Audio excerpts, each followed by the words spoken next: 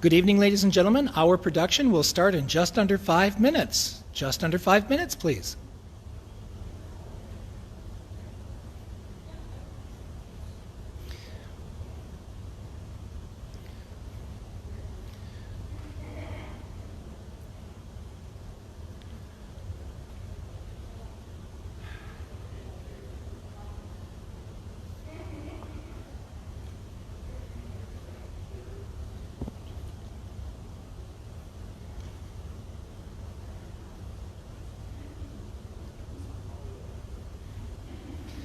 Ladies and gentlemen, we are about 3 minutes from starting this evening's performance of War of the Worlds.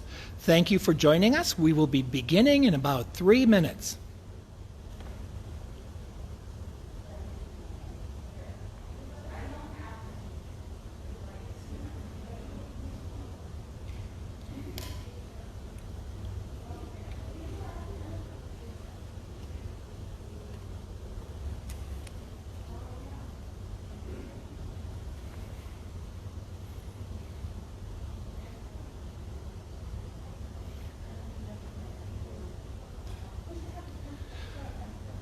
Good evening, ladies and gentlemen. We are about 2 minutes away from starting tonight's presentation. 2 minutes.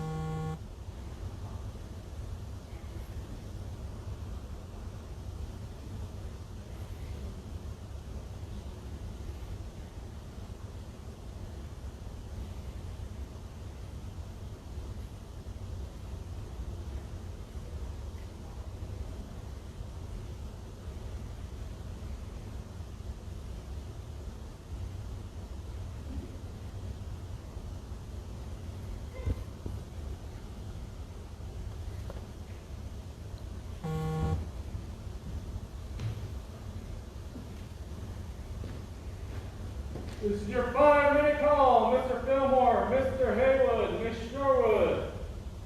This is your 5-minute call. Good evening, ladies and gentlemen, and welcome to a Center for the Arts. War of the Worlds, the Panic broadcast adapted by Joe Landry, will be performed by local artists. Thank you, Play Scripts Incorporated, for the rights to do this evening's performance.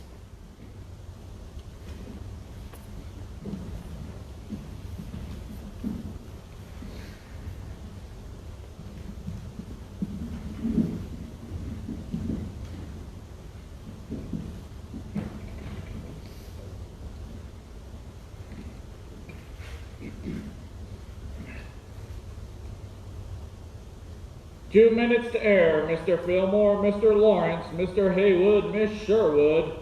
This is your 2-minute call. Mr. Fillmore, 2 places for audience warm-up.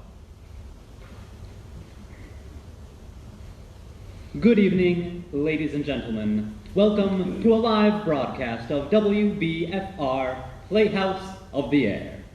We are less than 2 minutes away from going live over the airwaves, which gives me just enough time to introduce the fine acting ensemble who will be presenting this evening's play. You know him from Dickie Dixon, Private Dick, and Cowpoke Romance. Playing Howard Koch and others in tonight's play, I give you Mr. Jake Lawrence. Hey, good evening, everyone. It's a pleasure. Hey, you know our next little lady from Broadway's The Ugly Woman in the Cheap Fur Coat, and coming to you each week as Countess Blublichki in Mutton Chop Manor on another network, playing sound effects wizardess Ora Nichols and others in this evening's play, it is my thrill to bring you the always charming Miss Lana Sherwood. Why, I'm just wild about you, and every last one of you. Especially you. Oh, well, it's always my pleasure to share the stage with one of the classiest actors money can buy. He's just returned from Los Angeles, where he completed filming the Technicolor spectacle, A Day at Pimlico, A Night at the Glue Factory, playing John Houseman and others in tonight's play. Here's a man of 101 voices, Mr. Harry Haywood. Hello, America. And hello, Mother. It's nothing less than my absolute pleasure to give you one of your favorites and mine, host of the beloved daytime quiz program Females Are Fabulous, host of WBFR Playhouse of the Air, and playing none other than Mr. Orson Welles himself and others in this evening's program. I give you, and please do be so kind as to give him back, Mr. Freddie Fillmore. Thank you, ladies and gentlemen. You're too kind. Now, I'm getting the signal from our stage manager that we'll be on the air in 10 seconds. Thank you all for coming and enjoy the broadcast. We're on the air in 5, 4, 3.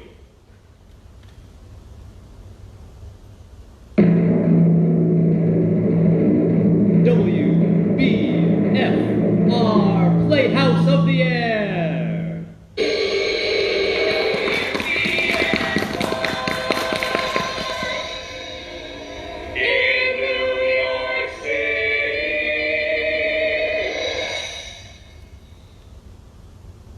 Good evening, ladies and gentlemen. This is WBFR Playhouse of the Air. I'm your host, Freddie Fillmore, here with you each and every week to present by radio the classics of literature, stage, and screen, as well as those headline-making true-life stories. Tonight, we present you with the latter, the reenactment of memorable scenes from one of the most fascinating events in recent history.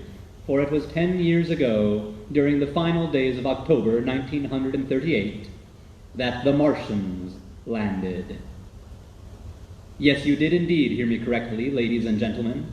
10 years ago, Mr. Orson Welles and the Mercury Theater on the Air brought listeners their unique adaptation of H.G. Wells' science fiction classic, The War of the Worlds. And with it, history was made.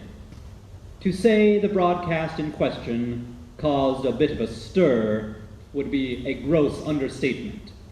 For in the passing decade, the program and its aftermath have been duly noted as one of the most infamous broadcasts of all time, and will no doubt go down in the annals of radio history. Many of you, dear listeners, no doubt remember hearing the broadcast on that fateful evening, and it is our sincere pleasure to bring to you tonight a recreation of the radio play itself, as well as the events which made it one of the most captivating affairs of the 20th century.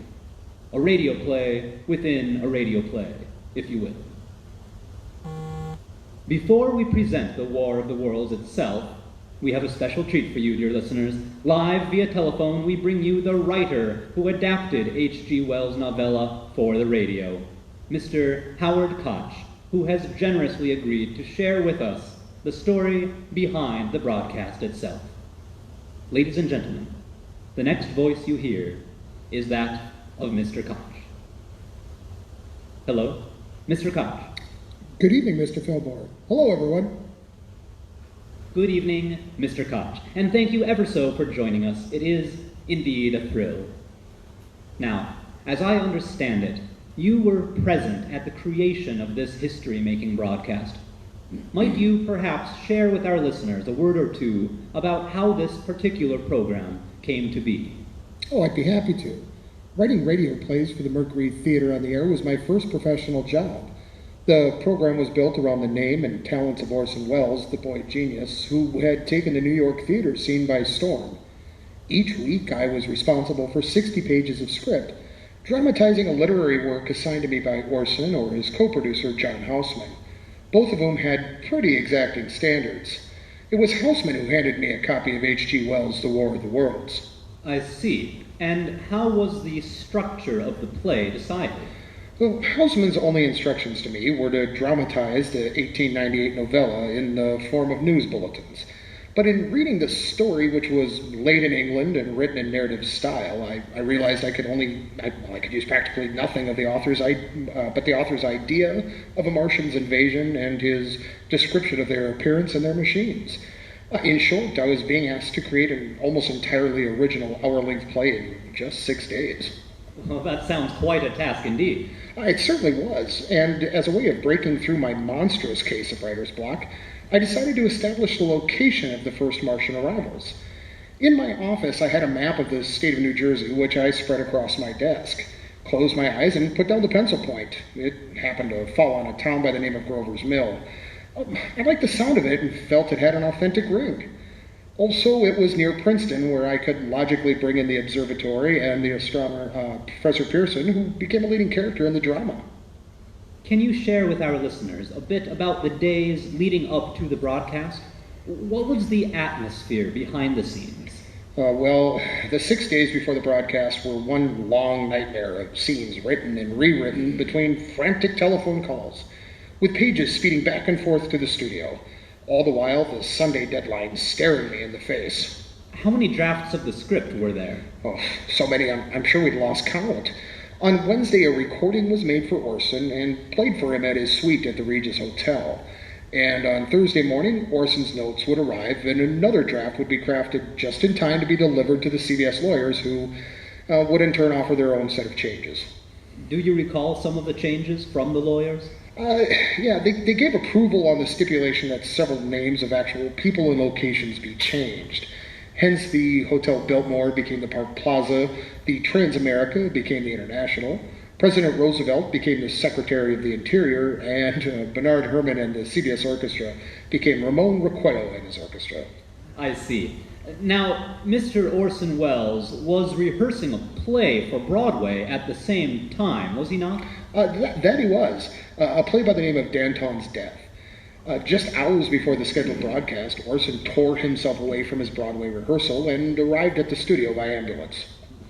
By ambulance? Yes, that's correct. Orson learned that there was no law in New York that you have to be sick to ride in an ambulance. Not only was it quicker than a taxi, it provided an arrival which played nicely into the Wellesian dramatic flair for which he is famous. As the hands of the clock moved relentlessly toward airtime, the crisis grew more extreme, the peril more desperate. Often violence broke out. Scripts flew through the air, doors were slammed, batons smashed. After that, with only a few minutes to go, there was a final frenzy of correction and reparation, of utter confusion and absolute horror, aggravated by the gobbling of sandwiches and the bolting of oversized milkshakes. Well, by now it was less than a minute to airtime. At that instant, quite regularly, week after week, with not 1 second to spare, the Titanic buffoonery stopped.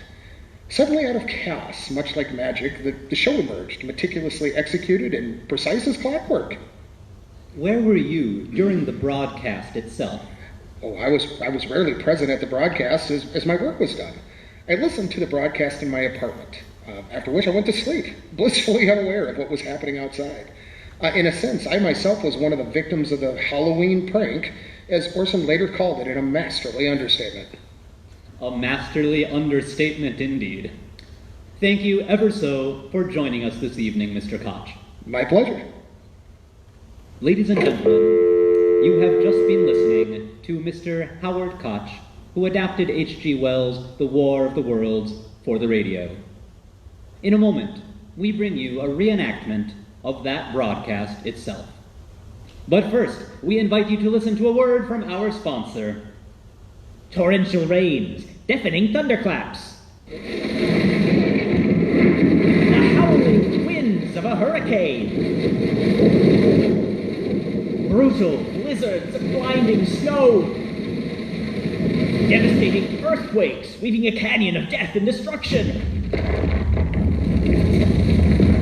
Yes, sirree, Mother Nature's quite the busy gal, and whether she's planning to strike you down with a bolt of lightning or bury you alive under an avalanche of snow, not to worry, for All American brand products have got you covered. Why, All American brands have it all, from umbrellas in every fashionable color of the rainbow to flare guns and chainsaws. All American brand products will get you through whatever surprises Mother Nature has got up her sleeve.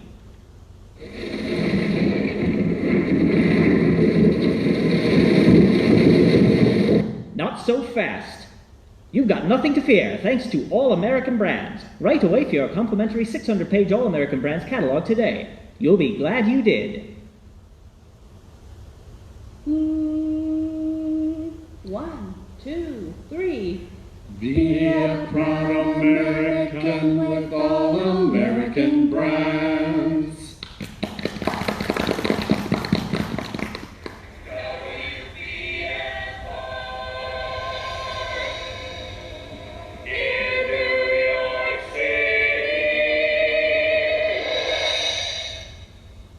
Welcome back, ladies and gentlemen. This is Freddie Fillmore and WBFR Playhouse of the Air. As tonight's story begins, we now take you 1 decade back in time.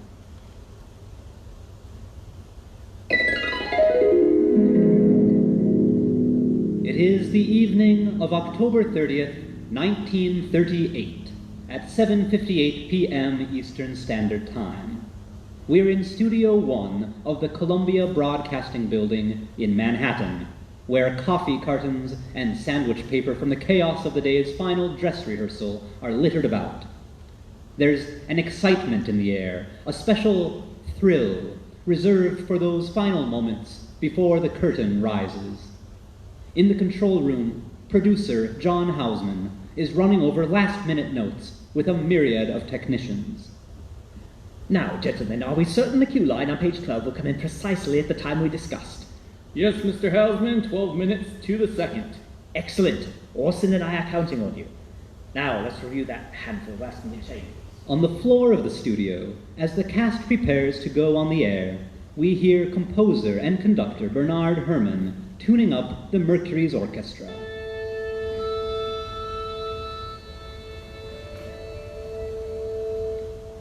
Over the studio's speakers comes the stage manager's call. 2 minutes to air. This is your 2-minute call. Mr. Wells, Mr. Seymour, Mr. Stewart, Mr. Reddick, Mr. Collins, Miss Nichols, and company. 2 minutes to air. And Mr. Wells is giving some final instructions to Miss Ora Nichols, the head sound engineer. Now, Ora, dear, let's hear cue A15, if you will. Right away, Mr. Wells.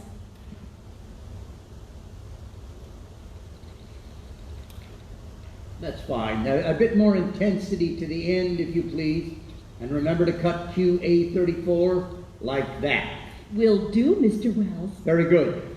1 minute to air. Mr. Wells, to the podium, please. Dan, Yes, Orson. the lawyers don't want you to sound like President Roosevelt. They get all clever about it and change the character to the Secretary of the Interior. But we cannot help it if the Secretary of the Interior just so happens to sound like President Roosevelt. Now, can we? We cannot help that. Attaboy! 30 seconds. Places in standby, please. Mr. Wells took the podium and tapped his baton, ready to throw the cue for the Mercury theme. And there was silence as the stage manager gave the final countdown. We're on the air in 5, 4, 3. The Columbia Broadcasting System and its affiliated stations present Orson Welles and the Mercury Theater on the air in The War of the Worlds by H.G. Wells. Ladies and gentlemen, the director of the Mercury Theater and star of these broadcasts, Mr. Orson Welles. We know now that in the early years of the 20th century, this world was being watched closely by intelligences greater than man's and yet as mortal as his own. We know now that as human beings busied themselves about their various concerns, they were scrutinized and studied, perhaps almost as narrowly as a man with a microscope might scrutinize the transient creatures that swarm and multiply in a drop of water. With infinite complacence, people went to and fro over the earth about their little affairs, serene in the assurance of their dominion over this small, spinning fragment of solar driftwood, which by chance or design man has inherited out of the dark mystery of time and space. Yet across an immense ethereal gulf, minds that are to our minds as ours are to the beasts in the jungle, intellects vast, cool, and unsympathetic, regarded this earth with envious eyes, and slowly and surely drew their plans against us. In the 39th year of the 20th century came the great disillusionment. It was near the end of October, Business was better. The war scare was over. More men were going back to work. Sales were picking up. On this particular evening, October 30th, the Crosley service estimated that 32 million people were listening in on radios. And for the next 24 hours, not much change in temperature. A slight atmospheric disturbance of undetermined origin is reported over Nova Scotia, causing a low-pressure area to move down rather rapidly over the northeastern states, bringing a forecast of rain accompanied by winds of light gale force. Maximum temperature 66, minimum 48. This weather report comes to you from the Government Weather Bureau. We now take you to the Meridian Room in the Hotel Park Plaza in downtown New York, where you will be entertained by the music of Ramon Raquel and his orchestra.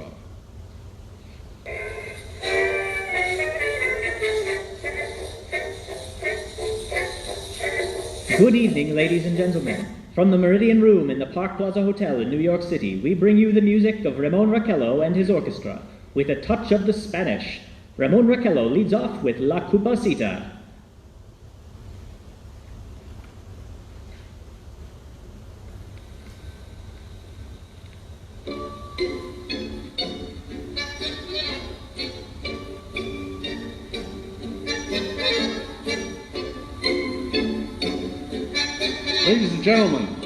Ladies and gentlemen, we interrupt our program of dance music to bring you a special bulletin from the Intercontinental Radio News. At 20 minutes before 8 Central Time, Professor Farrell of the Mount Jennings Observatory, Chicago, Illinois, reports observing several explosions of incandescent gas occurring at regular intervals on the planet Mars. The spectroscope indicates the gas to be hydrogen and moving towards the Earth with enormous velocity.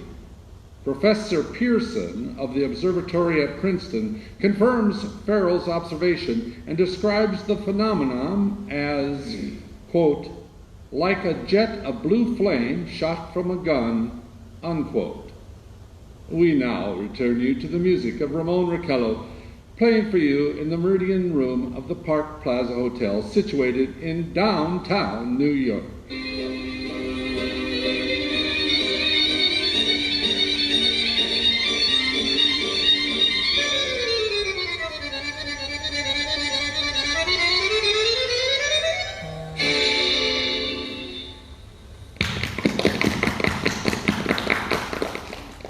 Now a tune that never loses favor, the ever-popular Stardust, Ramon Raquel and his orchestra.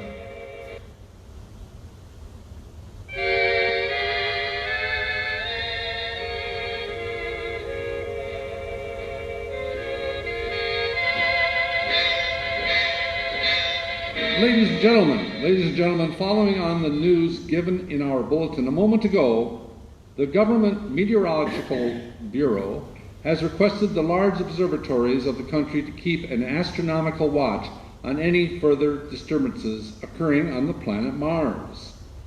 Due to the unusual nature of this occurrence, we have arranged an interview with noted astronomer Professor Pearson, who will give us his views on the event. In a few moments, we will take you to the Princeton Observatory at Princeton, New Jersey. We return you then now to the music of Ramon Raquel and his orchestra.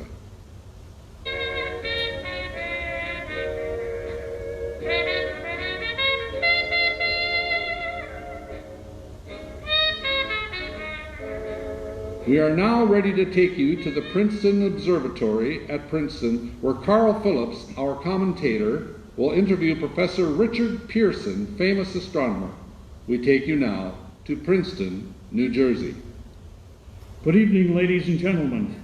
This is Carl Phillips speaking to you from the observatory at Princeton, New Jersey. I am standing in a large semicircular room, pitch black except for an oblong split in the ceiling.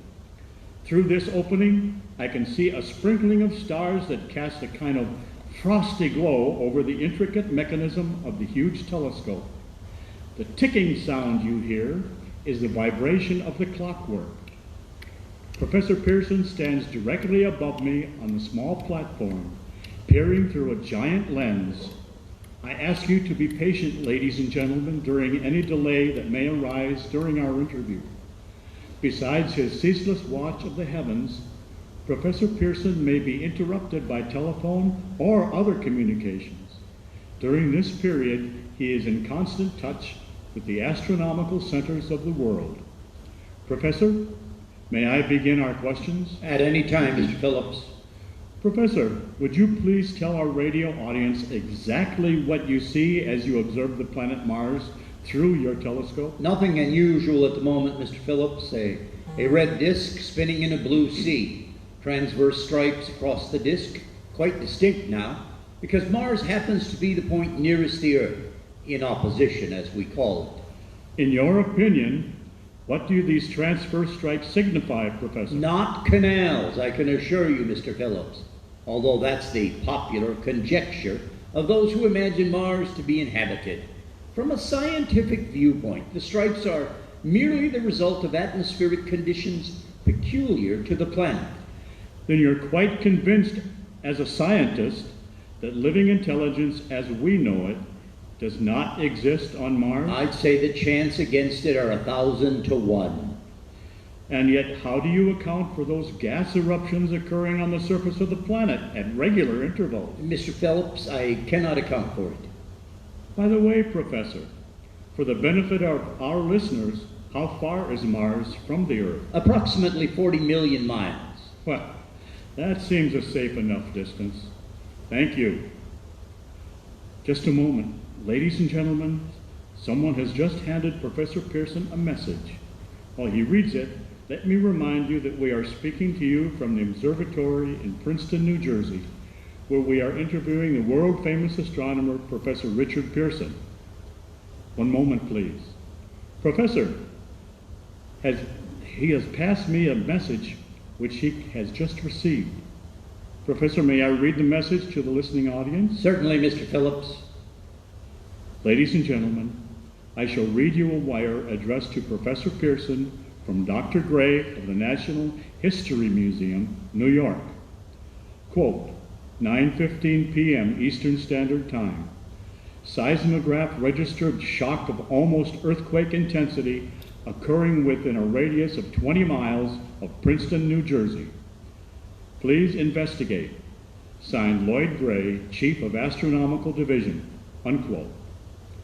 Professor Pearson, could this occurrence possibly have something to do with the disturbances observed on the planet Mars? Hardly, Mr. Phillips. This is probably a meteorite of unusual size, and its arrival at this particular time is merely a coincidence.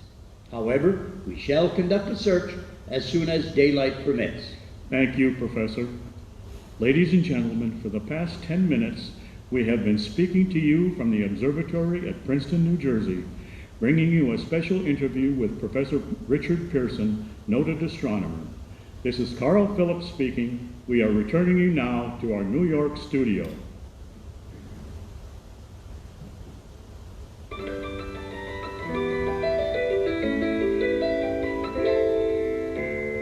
Ladies and gentlemen, here is the latest bulletin from the Intercontinental Radio News, Toronto, Canada.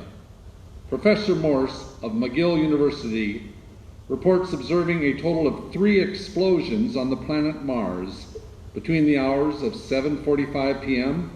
and 9:20 p.m. Eastern Standard Time. This confirms earlier reports received from American observatories. Now, nearer home, comes a special announcement from Trenton, New Jersey. It is reported that at 8:50 p.m. a huge flaming object, believed to be a meteorite, fell on a farm in the neighborhood of Grover's Mill, New Jersey, 22 miles from Trenton. The flash in the sky was visible within a radius of several hundred miles, and the noise of the impact was heard as far north as Elizabeth. We have dispatched a special mobile unit to the scene and will have our commentator, Carl Phillips, give you a word description as soon as he can reach there from Princeton. In the meantime, we take you to the Hotel Martinet in Brooklyn, where Bobby Millette and his orchestra are offering a program of dance music.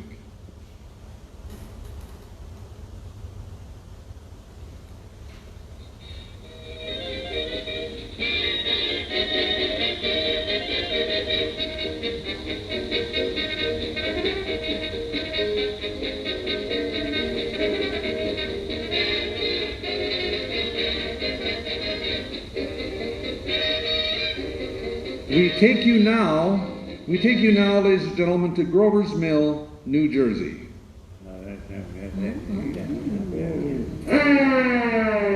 Ladies and gentlemen, this is Carl Phillips again at Wilmette Farm, Grover's Mill, New Jersey. Professor Pearson and myself made the 11 miles from Princeton in 10 minutes. Well, I hardly know where to begin to paint for you a word picture of the strange scene before my eyes, like something out of a modern Arabian Nights. Well, I just got here. I haven't had a chance to look around yet. I guess that's it. Yes, I guess that's the thing directly in front of me, half buried in a vast pit. Must have struck with terrific force.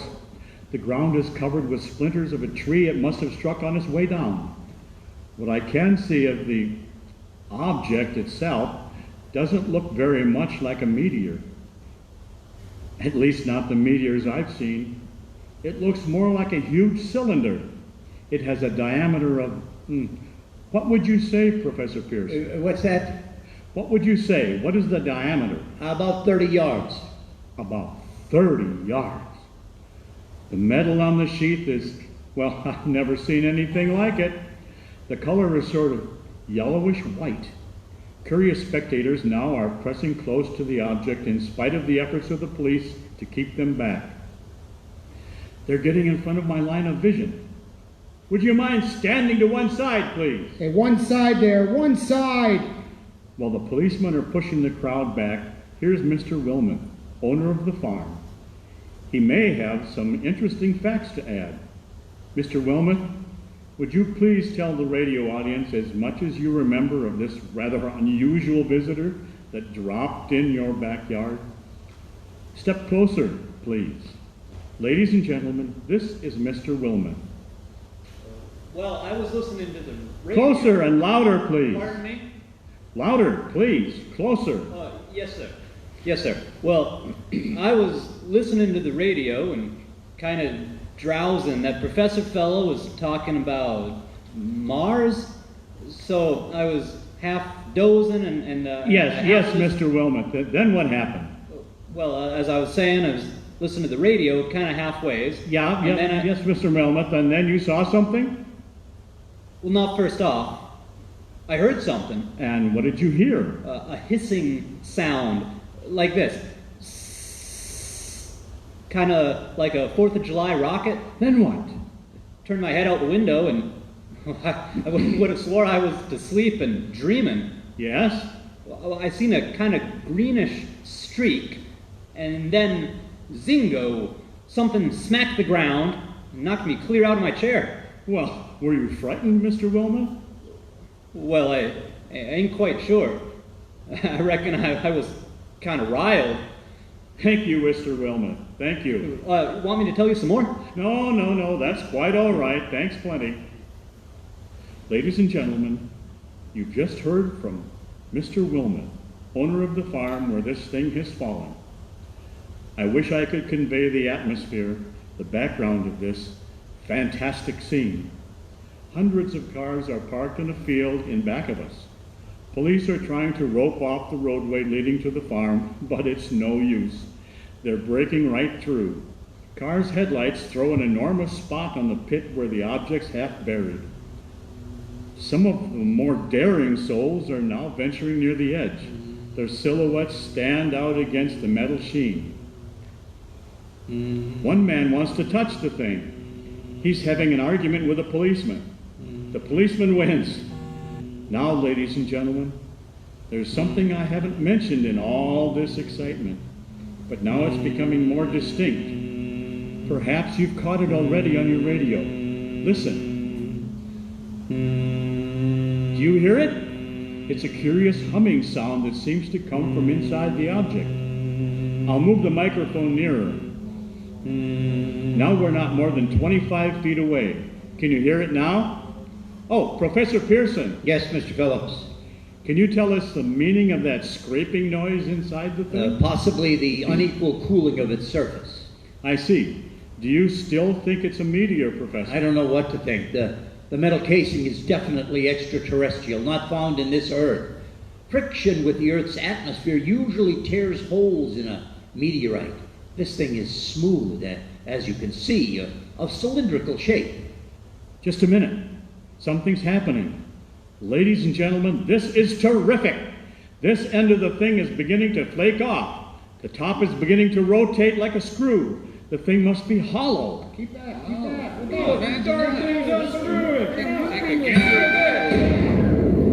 Ladies and gentlemen, this is the most terrifying thing I've ever witnessed. Wait a minute. Someone's crawling out of the hollow top. Someone or something. I can see it peering out of the black hole. Two luminous discs. Are they eyes? It might be a face. It might be... Good heavens! Something's wriggling out of the shadow like a gray snake. Now it's another one, and another. They look like tentacles to me. There, I can see the thing's body. It's large as a bear, and it glistens like wet leather. But that face, ladies and gentlemen, it's indescribable. I can hardly force myself to keep looking at it. The eyes are black and gleam like a serpent. The mouth is V-shaped with saliva dripping from the rimless lips that seem to quiver and pulsate. The monster, or whatever it can be, hardly move. It seems weighed down by possibly gravity or something. The thing's raising up. The crowd falls back now. They've seen plenty. This is the most extraordinary experience. I can't find words. I'll pull this microphone with me as I talk. I'll have to stop the description until I can take a new position. Hold on. Will you please? I'll be right back in a minute.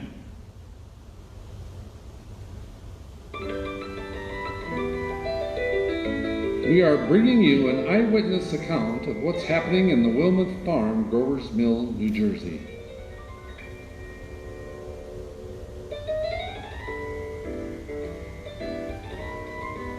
Yes, we now return you to Carl Phillips at Grover's Mill. Ladies and gentlemen, am I on? Ladies and gentlemen, here I am in back of a stone wall that adjoins Mr. Wilmouth's garden. From here, I get a sweep of the whole scene. I'll give you every detail as long as I can talk, as long as I can see. More state police have arrived. They're drawing up a cordon in front of the pit, about 30 of them. No need to push the crowd back now. They're willing to keep their distance. The captain is conferring with someone. We can't quite see. Oh yes, I believe it's Professor Pearson. Yes, it is. Now they've parted. The professor moves around one side, studying the object, while the captain and two policemen advance with something in their hands. I can see it now. It's a white handkerchief tied to a pole, a flag of truce. If those creatures know what that means, what anything means. Wait, something's happening. A humped shape is rising out of the pit. I can make out a small beam of light against a mirror. What's that? There's a jet of flame springing from the mirror, and it leaps right at the advancing men. It strikes them head on. Good Lord, they're turning into flame. Now the whole world's caught fire. The woods, the barns, the gas tanks of automobiles. It's spreading everywhere. It's coming this way, about 20 yards to my right. Ladies and gentlemen, due to the circumstances beyond our control, we are unable to continue the broadcast from Grover's Mill. Evidently, there's some difficulty with our field transmission. However, we will return to that point at the earliest opportunity. In the meantime, we have a late bulletin from San Diego, California. Professor Engelkoffer, speaking at a dinner of the California Astronomical Society, expressed the opinion that the explosions on Mars are undoubtedly nothing more than severe volcanic disturbances on the surface of the planet. We now continue with our piano interlude.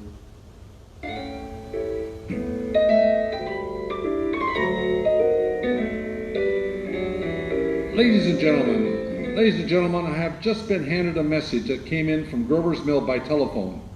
Just a moment. At least 40 people, including 6 state troopers, lie dead in a field east of the village of Grover's Mill.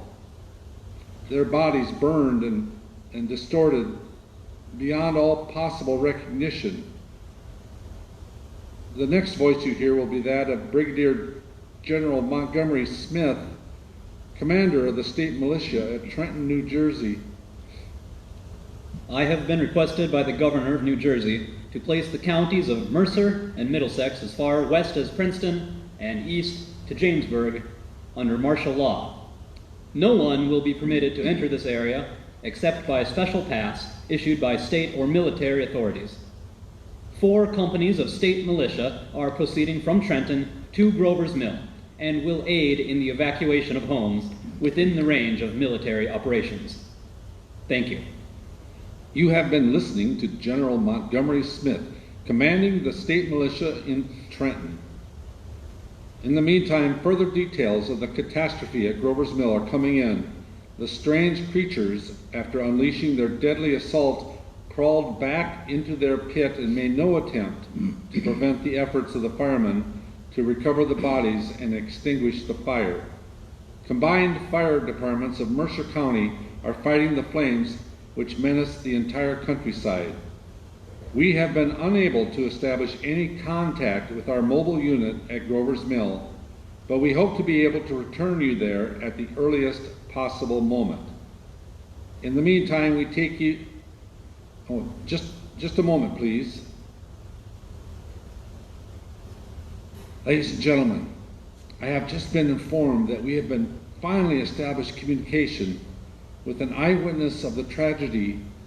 Professor Pearson has been located at a farmhouse near Grover's Mill where he has established an emergency observation post. As a scientist, he will give you his explanation of the calamity.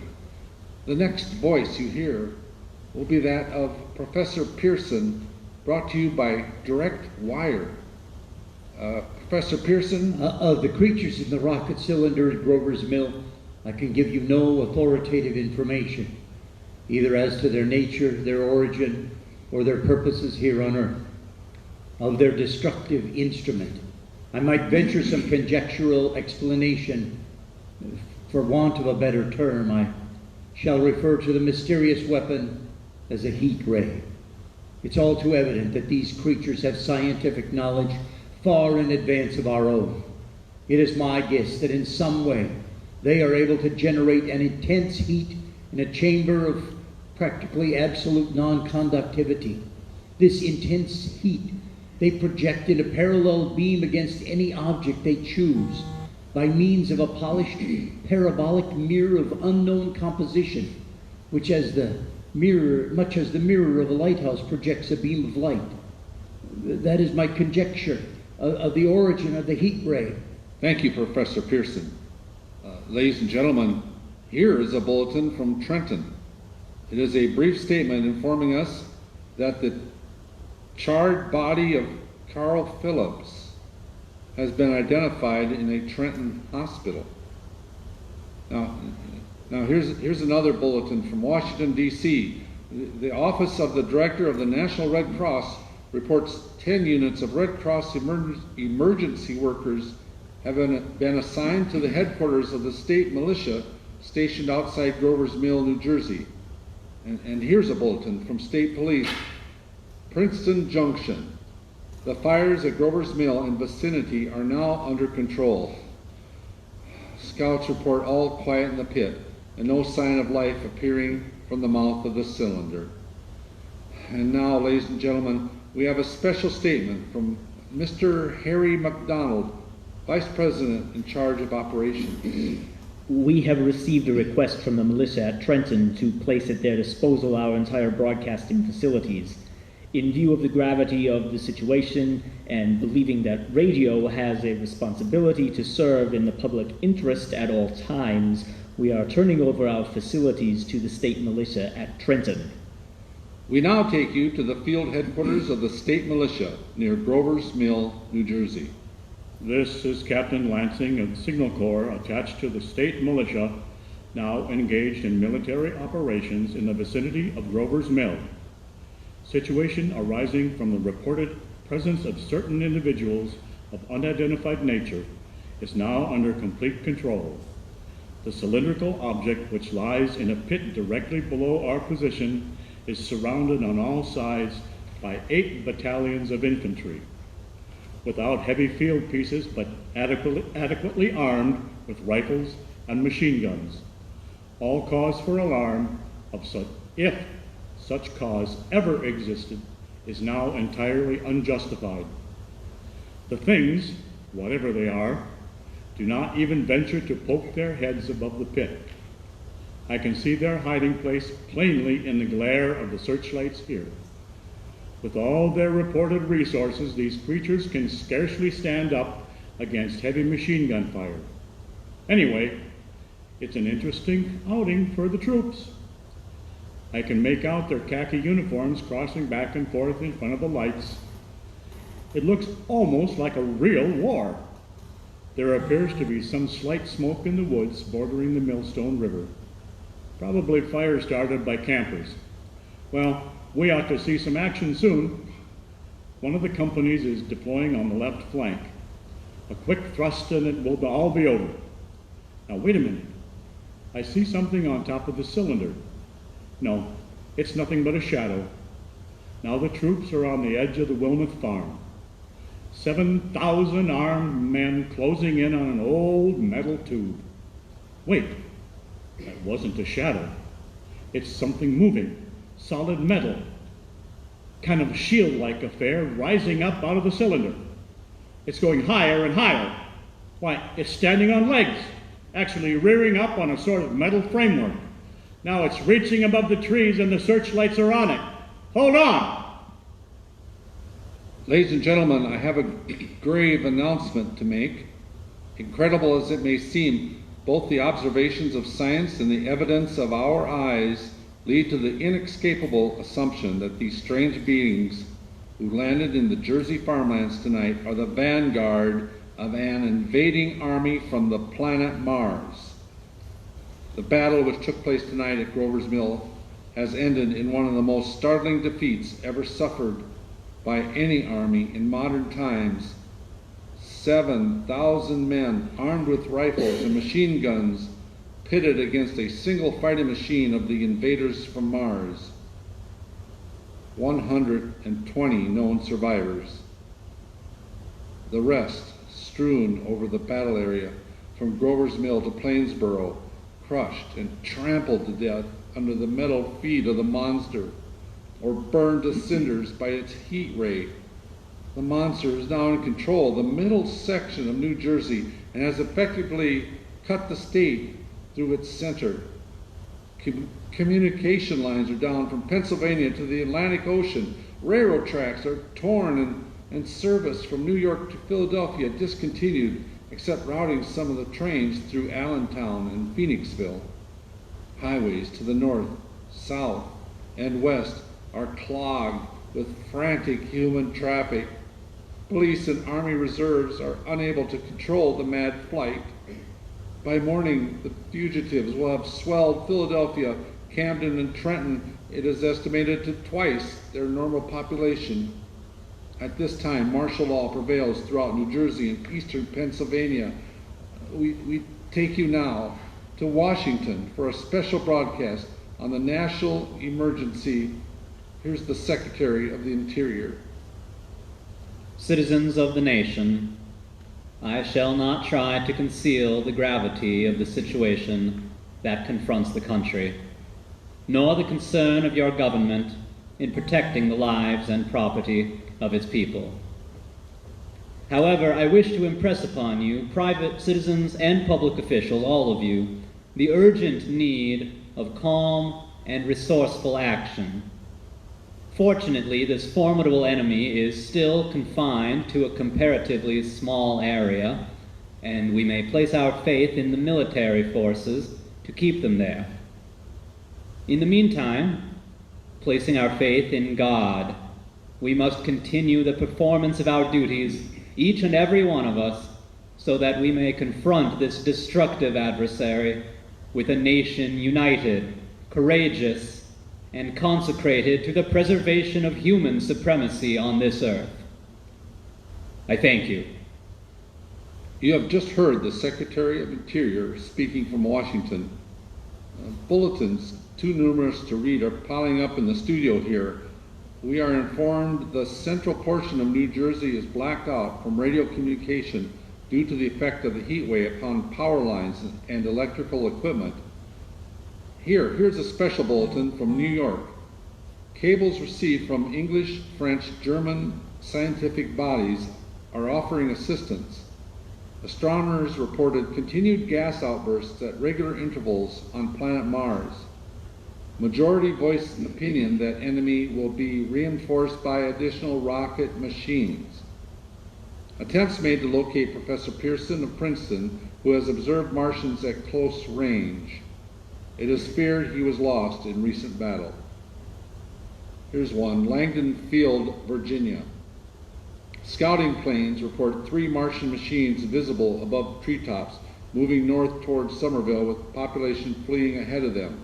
Heat ray not in use, although advancing at express train speed, invaders pick their way carefully. They seem to be making conscious effort to avoid destruction of cities and countryside.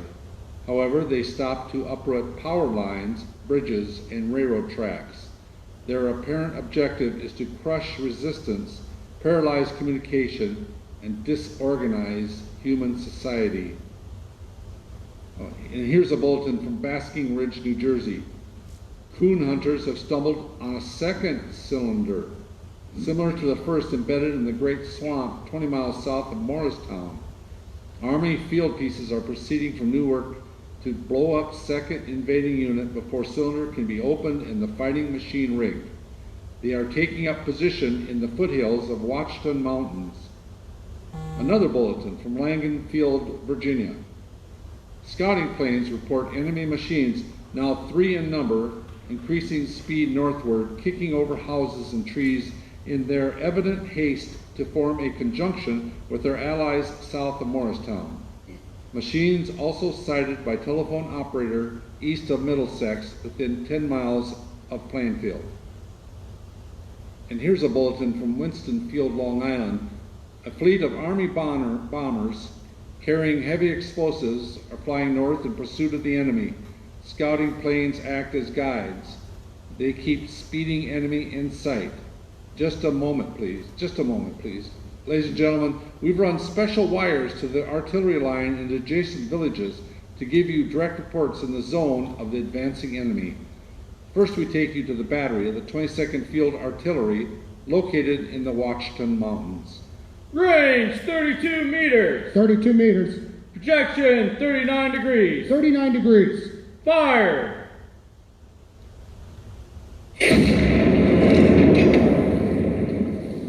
140 yards to the right, sir. Shift range 31 meters. 31 meters. Projection 37 degrees. 37 degrees. Fire. It's a hit, sir. We got the tripod above them. They've stopped. The others are trying to repair it. Quick, get the range. Shift 30 meters. 30 meters. Projection 27 degrees. 27 degrees. Fire. Can't see the shell land, sir. They're letting off a smoke. What is it? It's a black smoke, sir, moving this way. It's laying close to the ground, moving fast. Put on gas masks. Get ready to fire. Shift 24 meters. 24 meters. Projection 24 degrees. 24 degrees. Fire. Still can't see, sir. The smoke's coming nearer. Get the range. 23 meters. 23 meters. 23 meters. Projection 22 degrees. 22 degrees.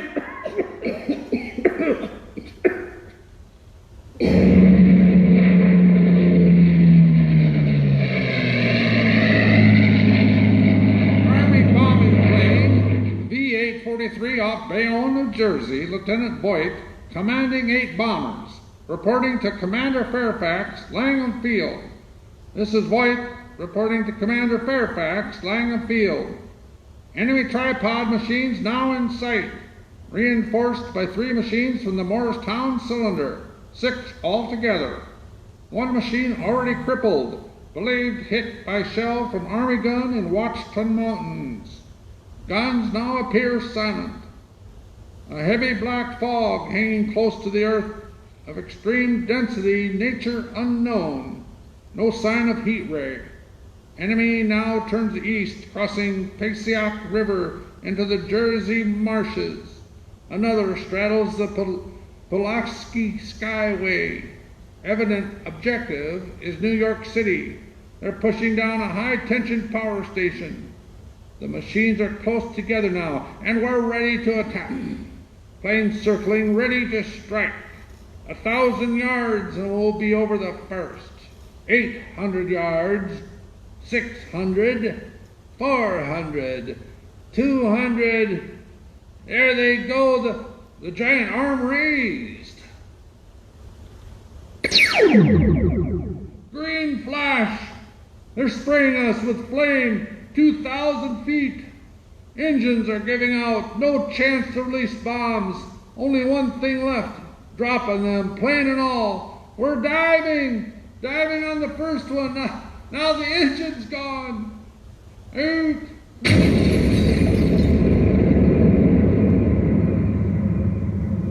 This is Bayonne, New Jersey, calling Langham Field. This is Bayonne, New Jersey, calling Langham Field. Come in, please. This is Langham Field. Go ahead.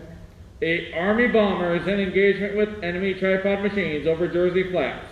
Engines incapacitated with heat ray. All crashed.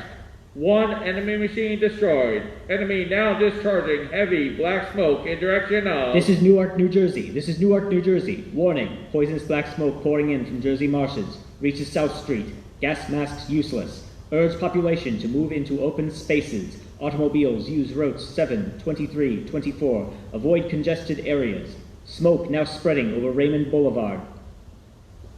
2X2L, calling CQ, 2X2L, calling CQ, 2X2L, calling 8X3R, come in please. This is 8X3R, coming back at 2X2L. How's reception? Please, where are you, 8X3R? What's the matter? Where are you?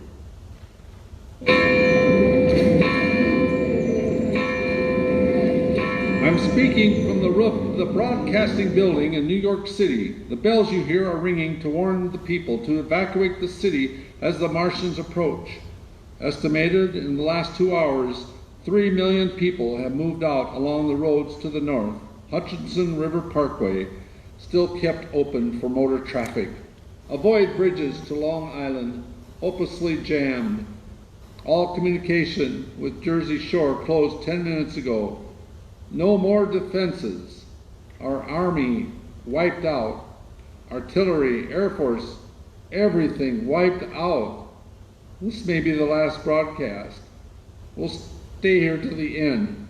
People are holding services below us in the cathedral.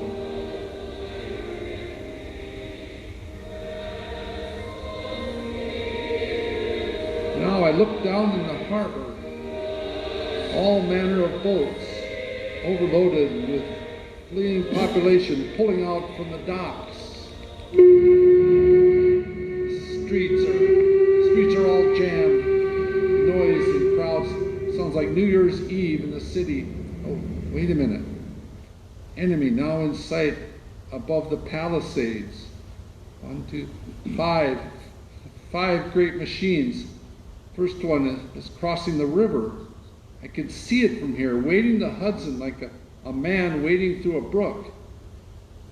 A bulletin's been handed to me. Martian cylinders are falling all over the country.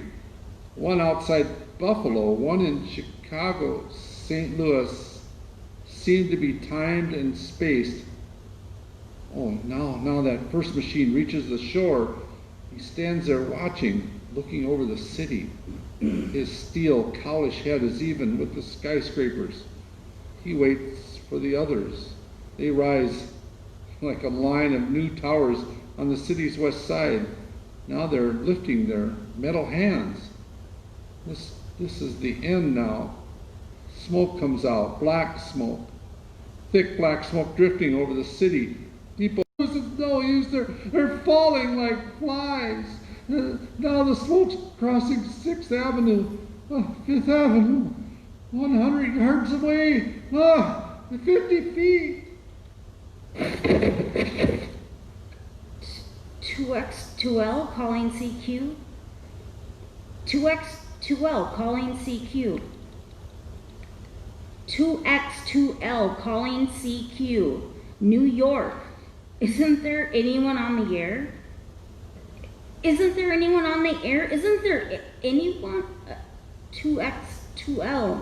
You are listening to a CBS presentation of Orson Welles and the Mercury Theater on the Air in an original dramatization of The War of the Worlds by H.G. Wells.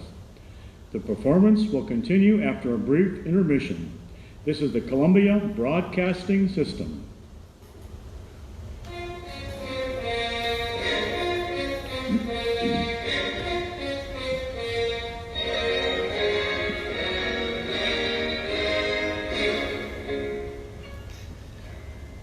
As we take this brief pause, I want to thank everyone out there for tuning in to a Center for the Arts and our first radio drama. We hope you are enjoying this presentation. We certainly want to thank all of our wonderful sponsors for helping financially to make this evening happen. The Lake Region Healthcare, the Victor Lundin Company, the City of Fergus Falls, Service Food The Market, Country Inn and Suites, Thrivent by Kurt Nygaard, Dell Charitable Trust, the Minnesota State Arts Board, Fergus Falls Downtown Riverfront Council, Northern Lakes Dental and Implant Center, and Bell Bank. Thank you all very much for sponsoring. And a huge thank you to our on-air, on-stage actors this evening. We appreciate you all very much for volunteering your time to come out and be a part of this production, as well as our incredible behind-the-scenes folk, Kendra and Declan and Jennifer. Thank you very much for your sound effects and your time. If you are enjoying this evening, please make it to our Facebook page or to www.fergusarts.org, and we would appreciate any sort of a donation at this point in time as we move forward under the conditions that we are. Thank you all for joining us this evening, and now, ladies and gentlemen, back to our drama.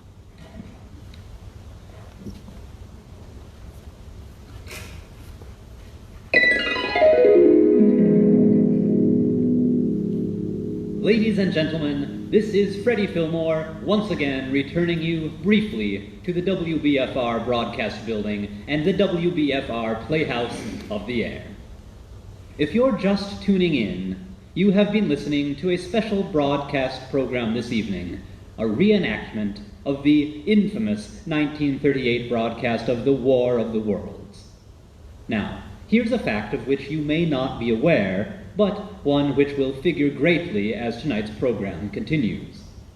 The Mercury Theater on the Air, produced by Orson Welles and John Houseman some 10 years ago, did not have a sponsor. They were a relatively new program and had not yet gained the backing of a sponsor who would require regular interruptions at regular intervals for their commercial advertisements. You may have noticed the lengthy stretch of our program tonight, which has gone by without commercial interruption. And we are performing it as such to recreate the experience as the listeners heard the broadcast on that fateful evening a decade back. It's small wonder that a great number of listeners who tuned in after the announcement was made when program began, but tuned out before next announcement at the station break we're taking now, may well have thought what they were hearing was absolutely real. Just how many of them thought that we were being invaded by Martians? How many of them thought their time on our dear planet was coming to its very end? And what of Orson Welles and his company of actors in the studio? Did they have any idea of the cavalcade of panic their little radio play was causing its listeners? Stay tuned and find out. Now, the Mercury Theater on the Air may not have had a sponsor, but the WBFR Playhouse of the Air does, and a fine one at that, the wonderful folks at All American Brands.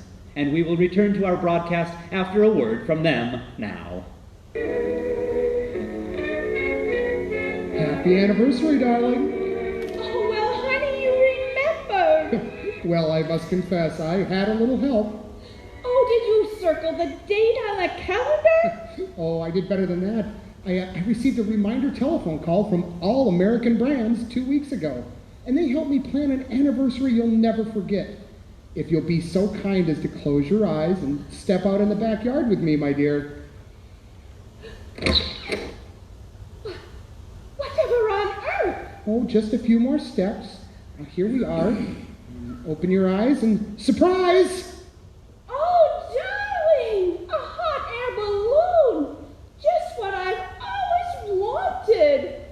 However did you know? It was simple. You had it on your All-American Brands list of dreams.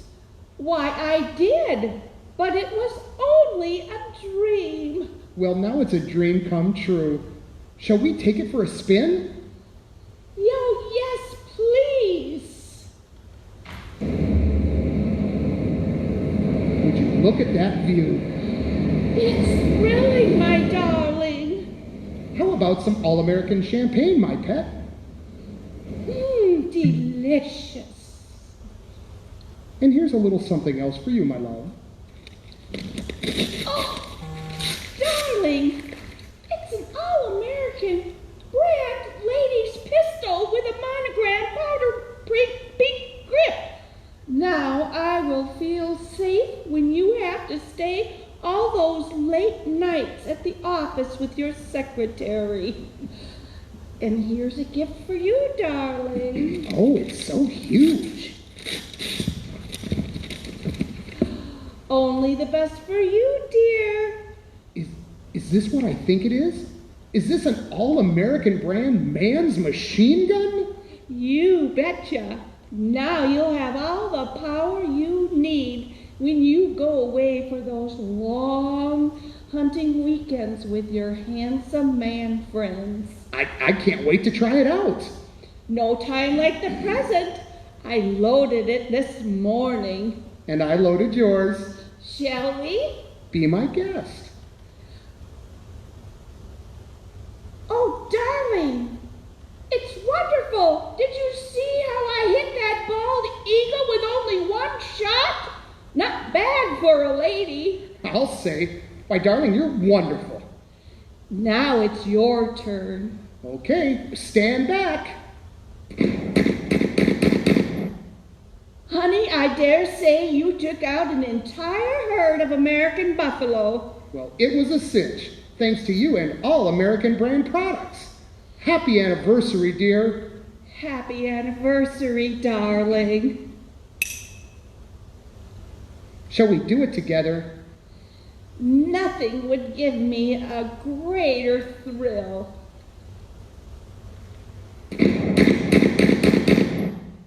Make every day as wonderful as your anniversary with All American Brands. Write away for your complimentary 600-page All American Brands catalog today. You'll be glad you did.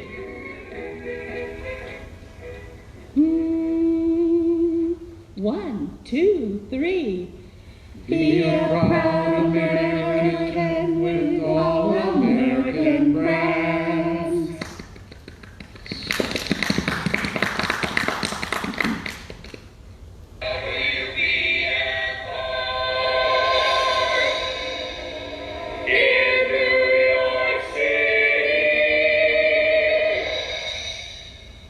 Welcome back, ladies and gentlemen. This is Freddie Fillmore and WBFR Playhouse of the Air. As tonight's story continues, we return you now to Studio 1 of the Columbia Broadcasting Building in Manhattan. They're standing by during the station break.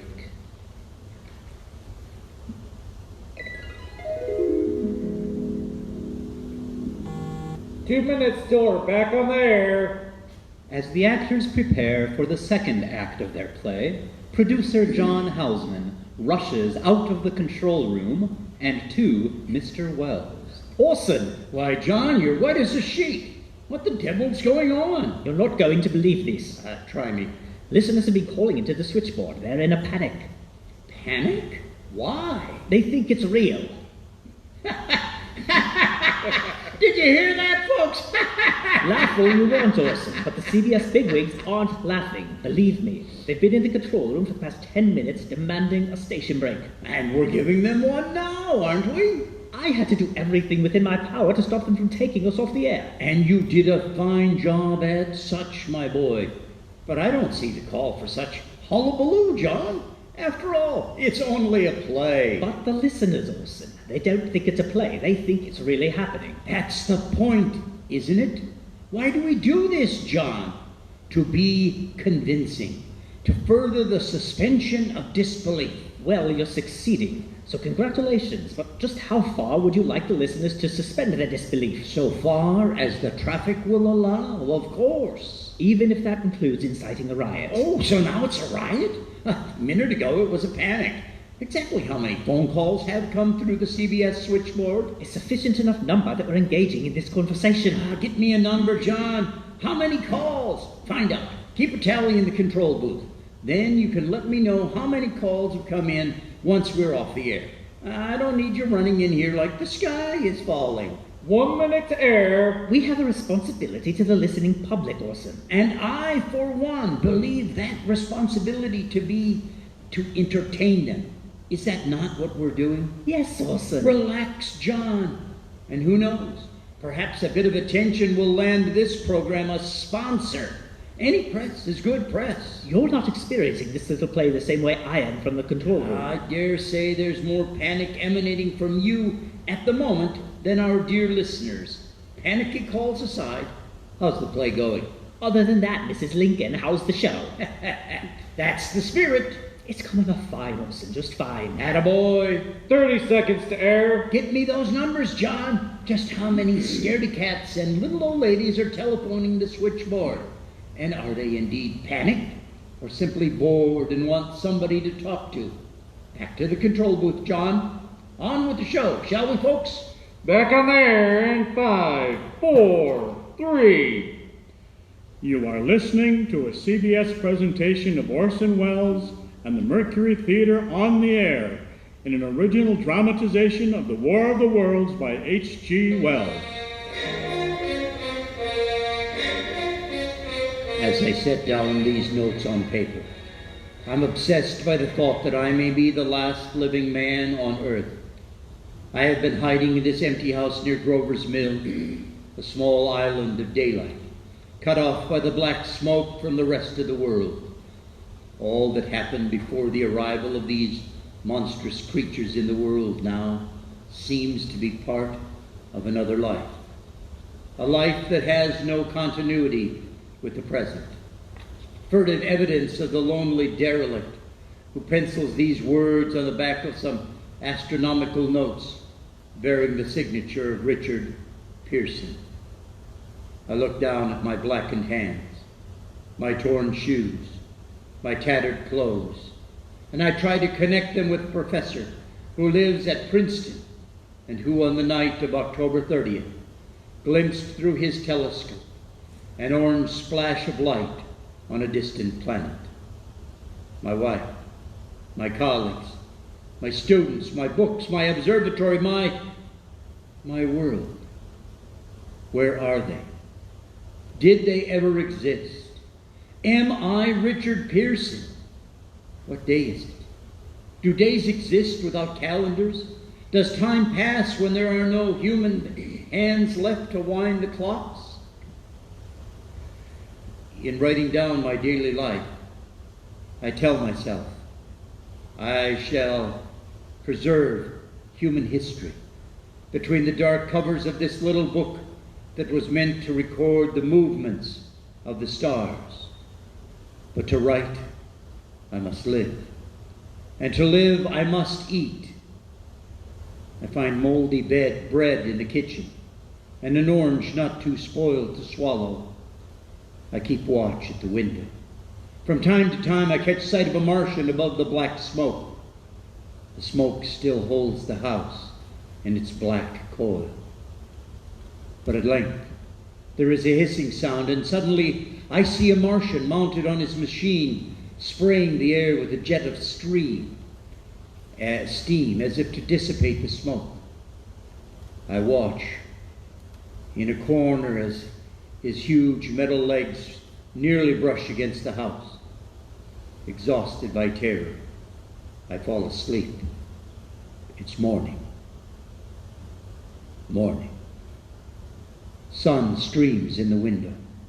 The black cloud of gas has lifted, and the scorched meadows to the north look as though a black snowstorm has passed over them. I venture from the house. I make my way to a road. No traffic. Here and there a wrecked car, baggage overturned, a blackened skeleton. I push on north. For some reason, I feel safer trailing these monsters than running away from them. And I keep a careful watch.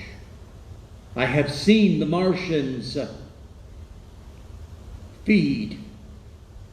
Should one of their machines appear over the top of trees, I am ready to fling myself flat on the earth. I come to a chestnut tree. October chestnuts are ripe. I fill my pockets. I must keep alive. 2 days I wander in a vague northerly direction through a desolate world. Finally, I notice a living creature, a small red squirrel in a beech tree. I stare at him and wonder. He stares back at me. I believe at that moment the animal and I shared the same emotion, the joy of finding another living being. I push on north. I find dead cows in a brackish field beyond the charred ruins of a dairy. The silo remains standing guard over the wasteland like a lighthouse, deserted by the sea. Astride the silo perches a weathercock. The arrow points north. Next day I come to a city vaguely familiar in its contours, yet its buildings strangely dwarfed and leveled off, as if a giant hand slices off its high towers with a capricious sweep of his hand. I reach the outskirts. I found Newark, undemolished but humbled by some whim of the advancing Martians. Presently, with an odd feeling of being watched, I caught sight of something crouching in a doorway. I made a step toward it, and it rose up and became a man. A man armed with a large knife. Stop! Stop! Where did you come from? I come from many places. A long time ago from Princeton. Princeton, eh? That's near Grover's Mill? Yes. Grover's Mill. There's no food here. This is my country. All this end of town down to the river. There's only food for one. Which way you going? I don't know. I guess I'm looking for people. What was that? What was that? Did you hear something just only then? A bird. A live bird. You get to know that birds have shadows these days. Say, we're in the open here. Let's crawl into this doorway and talk. Have you seen any Martians? Nah, they've gone over to New York. At night, the sky is alive with their lights, just as if people were still living in it. By daylight, you can't see them. 5 days ago, a couple of them carried something big across the flats from the airport. I believe they're learning how to fly. Fly? Yeah, fly. Then it's all over with humanity. Stranger, there's still you and I, 2 of us left. They got themselves in solid. They wrecked the greatest country in the world. Those green stars they're probably falling somewhere every night. They've only lost one machine. There's nothing to do. We're done. We're licked. Where were you? You're in a uniform. Yeah, what's left of it. I was in the militia, National Guard. That's good. Wasn't any war, any more than there's war between men and ants. And we're edible ants. I found that out. What will they do with us? Oh, I've thought it all out. Right now we're caught as we're wanted. The Martian only has to go a few miles to get a crowd on the run, but they won't keep doing that. They'll begin catching us, systematic like keeping the best and storing us in cages and things. They haven't begun on us yet. Not begun? Not begun. All that's happened so far is because we don't have sense enough to keep quiet, bothering them with guns and such stuff and losing our heads and rushing off in crowds. Now, instead of our rushing around blind, we've got to fix ourselves up. Fix ourselves up according to the way things are now. Cities, nations, civilization, progress, all done. But if that's so, what is there to live for? Well, there won't be any more concerts for 1,000,000 years or so, and no nice little dinners at restaurants. If it's amusement you're after, I guess that game's up. And what is there left? Life. Life, that's what. I want to live. Yeah, and so do you. We're not going to be exterminated. And I don't mean to be caught either, and tamed and fattened and bred like an ox. What are you going to do? I'm going on, right under their feet. I got a plan, see? We men as men are finished. We just don't know enough. We gotta learn plenty before we've got a chance. And we've got to live and keep free while we learn, see? I've thought it all out, see? Tell me the rest. Well, it isn't all of us that were made for wild beasts, and that's what it's got to be. That's why I watched you. All those little office workers that used to live in these houses, they'd be no good. They haven't any stuff to them. They just used to run off to work. I've seen hundreds of them running wild to catch their commuter train in the morning for fear they'd get canned if they didn't, and running back at night afraid they won't be in time for dinner. Lives insured and little invested in case of accidents. And on Sundays, worried about the hereafter. The Martians will be a godsend for those guys. Nice roomy cages, good food, careful breeding, no worries. After a week or so chasing about the fields on empty stomachs, they'll come and be glad to be caught. You've thought it all out, haven't you? You bet I have. And that isn't all. These Martians will make pets of some of them, train them to do tricks. Who knows? Get sentimental over the pet boy who grew up and had to be killed. And some maybe they'll train to hunt us. No, that's impossible. No human being. Yes, they will. There's men who'll do it gladly. If one of them comes after me, why I'll... In the meantime, you and I, and others like us, where are we to live when the Martians own the Earth? Oh, I've got it all figured out, see? We'll live underground. I've been thinking about the sewers under New York. Are miles and miles of them. The main ones are big enough for anybody. And there's the cellars, the vaults, underground storerooms, railway tunnels, subways. You begin to see, huh?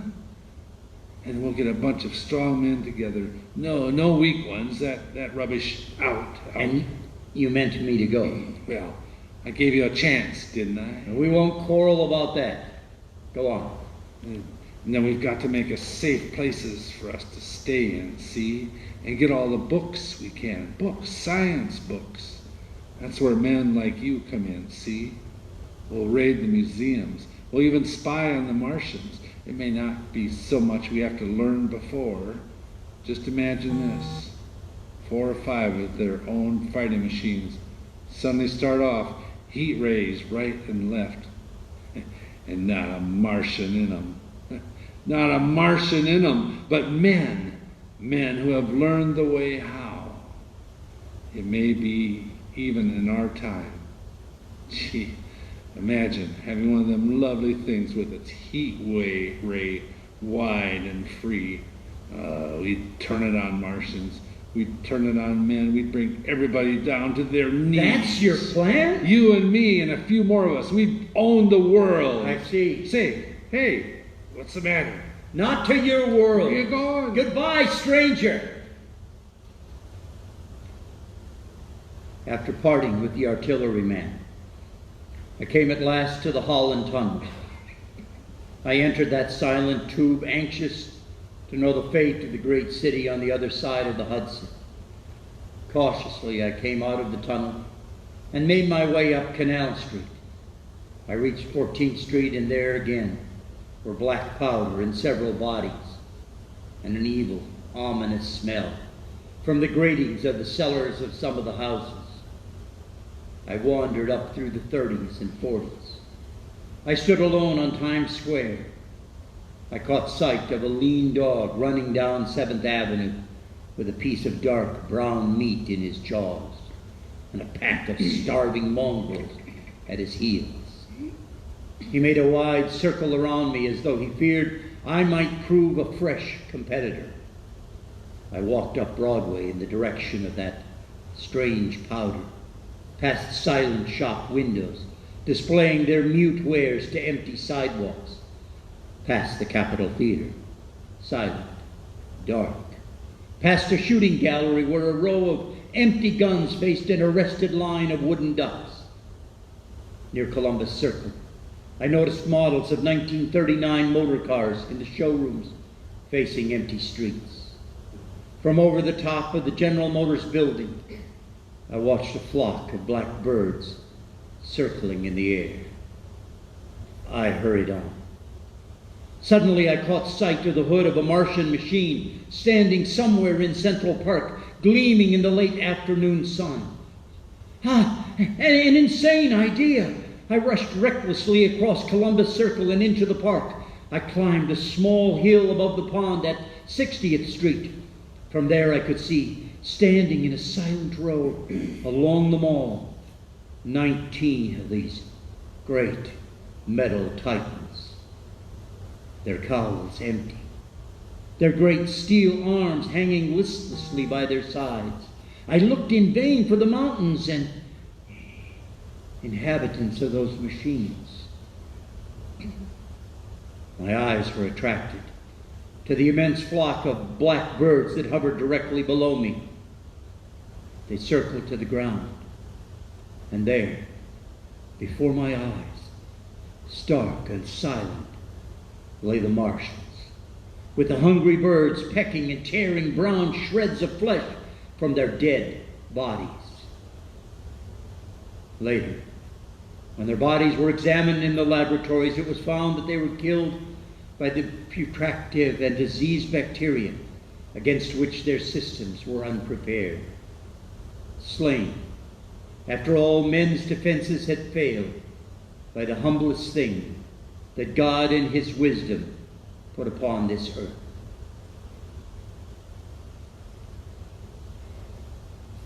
Before the cylinders fell, there was a general persuasion that through all the deep of space, no life existed beyond the petty surface of our minute sphere.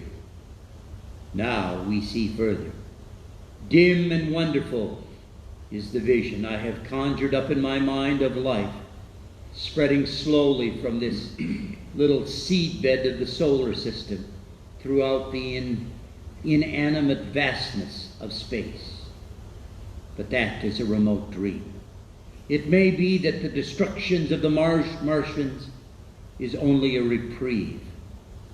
To them, and not to us, is the future ordained. Perhaps.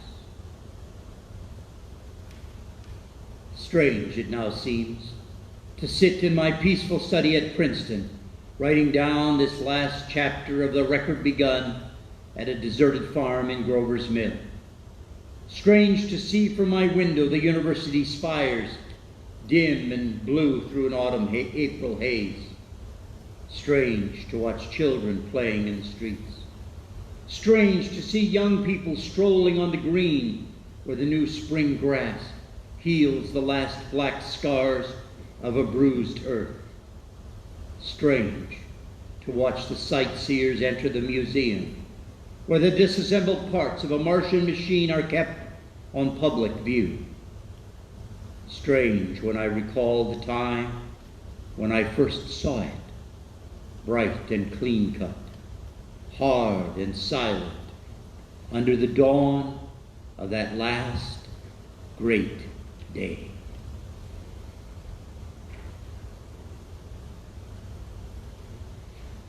This is Orson Welles, ladies and gentlemen, out of character, to assure you that the War of the Worlds has no further significance than as the holiday offering it was intended to be. The Mercury Theater's own radio version of dressing up in a sheet and jumping out of a bush and saying, "Boo." Starting now, we couldn't soap all your windows and steal all your garden gates by tomorrow night. So we did the next best thing.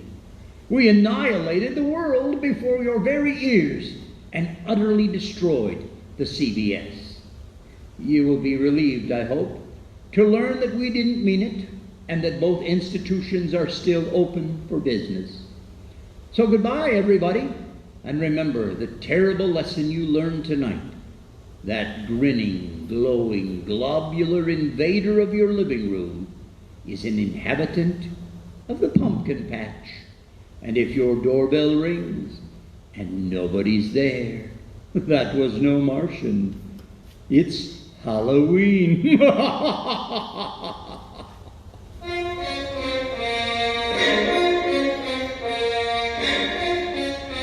Tonight, the Columbia Broadcasting System and its affiliated stations coast to coast have brought you The War of the Worlds by H.G. Wells, the 17th in its weekly series of dramatic broadcasts featuring Orson Welles and the Mercury Theater on the air. Next week, we present a dramatization of 3 famous short stories. This is the Columbia Broadcasting System.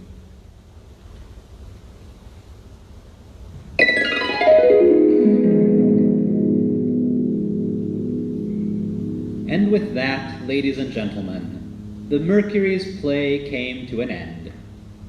By this time, the control room at CBS was full of police and reporters who producer John Houseman was trying to hold off from barging into the studio.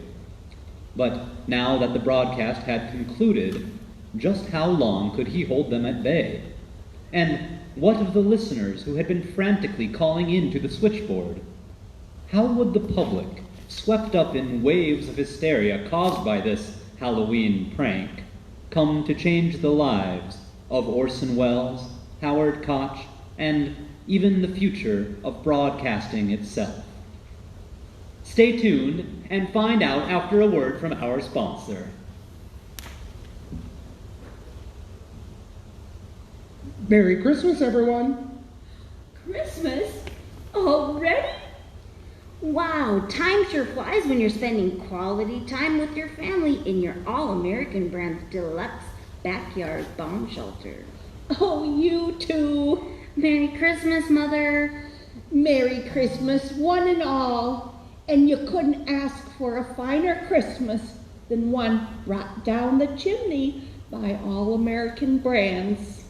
Oh boy, can we look through our stockings now? You sure can. Look through your All-American brand stockings hung on the mantle of our All-American fireplace with care, son. Wow, a robot that shoots real fire. Do you like it, son? It's swell. Take me to your leader. Take me to your leader. And look what All-American Brands has put in your stocking, dearest daughter. A pony! Oh, joy! I'm going to name him Uncle Sam. Merry Christmas. Whether you're celebrating in an All-American Brands deluxe backyard bomb shelter or in one of the new All-American Brands suburban communities that are popping up all over this wonderful country of ours, you can make Christmas every day with the fine line of All-American Brand products. Right away for your complimentary 600-page All-American Brands catalog today. You'll be glad you did. 1, 2, 3. Be a proud American with all American brands.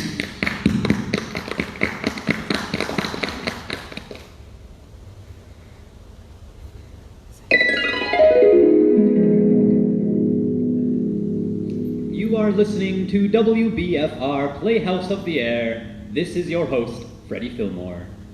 We return now to the evening of October 30th, 1938. We're still in Studio 1 at CBS, and the Mercury Theater on the Air has just finished broadcasting their adaptation of H.G. Wells' The War of the Worlds. The control room was packed like sardines with police and reporters. Producer John Hausman and other CBS employees made their way into the studio, and all hell broke loose. John, what the devil is this? Get the scripts. All of them. We need the scripts, every last one of them. Whatever for? We need to dispose of them immediately. We're destroying the recordings, too. As far as we're concerned, the last hour did not happen. John, you're hysterical. Orson, the police are here. The police? Why? When the listeners couldn't get through to the CBS switchboard, they started telephoning the police. And when the police couldn't get through to our switchboard, they decided to come here in person. John, this is lunatic. Call it what you will, Orson. There are police and reporters too, all of them most eager to speak with you. Send them away. I tried that, Orson, but they refused to leave. And why are they so patiently waiting in the control room? I would not say patiently. I told them we were still on the air, but it won't be long before they realize I wasn't telling them the truth. Over 100 telephone calls to the switchboard. Has the world gone mad? In a word, yes. Look, you duck out the back and go to your rehearsal. You've got actors waiting at the theater. I'll handle the police and press. No, I'll handle them. Send them in. Are you certain? Let us at least see what this is all about. Let them in. Mr. Wells. Mr. Wells. Gentlemen and ladies, please, I can grant you but a few minutes of my time. At present, as I am late for another rehearsal. Haven't you heard what's been happening? One at a time, please. If there's any possibility in holding these proceedings in a civil manner. First things first. Officer, have you come to arrest me? Am I to be dragged off in handcuffs? Well, sir, the thing... Speak up, will you? Well, sir, the thing of it is that I should arrest you for your own safekeeping. My safekeeping isn't that thoughtful. Safekeeping from what, pray tell? Well, you've caused quite a stir out there, Mr. Wells. Have I broken any laws? Well, no, sir. There's no law I know of for what you've done. And you can't very well place a radio program under arrest now, can you? No, sir. I may ask your kind assistance in safekeeping from these gentlemen and ladies of the press. But let's hear what they have to say for themselves first, shall we? The chaos You have any idea what One at a time, please. How many deaths have you heard of? Deaths? Plural? As if one wouldn't be enough. Have there been deaths? She hasn't heard about them. What do you mean? There have been rumors of a number of deaths reported. The deaths of whom?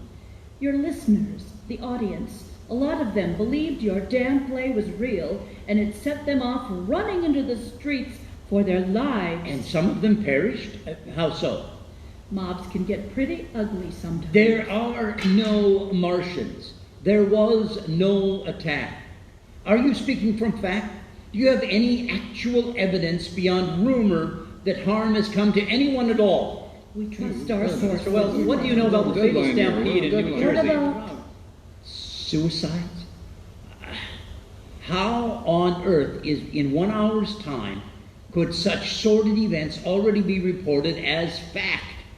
Did any of you listen to the broadcast this evening? Not only is it a work of fiction, as clearly stated at least 3 times over the course of the past hour, but how could anyone possibly believe the content of the program could play out in real time? Martians land, the militia is deployed and carry out a full-scale air battle, and the world as we know it is on the brink of collapse, all in the first 30 minutes. Come on. well? Certainly, Mr. Wells, certainly your intention was for the show to put terror in listeners throughout the nation, was it not? No, of course not. We did Dracula, and it seemed to me that during Dracula, I had high hopes that people would react as they do in a movie of that kind. And I don't know that they did particularly. And so I'd given up. One doesn't believe in the radio. You have no idea how many people are listening or what they're thinking. I had every hope that the people would be as excited as they would be at a melodrama. And you don't play down the melodramatic effects of a melodrama. Mr. Wells, why did you use the names of local towns in your broadcast? Well, H.G. Wells uses local towns addressing an English audience. I was addressing an American audience, so the transplantation is really quite logical. He doesn't use mythical towns. Why didn't you use some name of mythical town? H.G. Wells didn't use the names of mythical towns in the original. His names are quite real. The names of real English towns. And when the decision was made to set our adaptation in the United States, it only made sense to substitute the names of American towns. But why Grover's Mill? That was, to my understanding, a completely random decision by the writer of tonight's play, Mr. Howard Koch. Do you think, Mr. Wells, that you might have taken unfair advantage of the public by using the conveyance of authentic news? I don't believe that I have, since it is not a method original with me. It's used by many radio programs.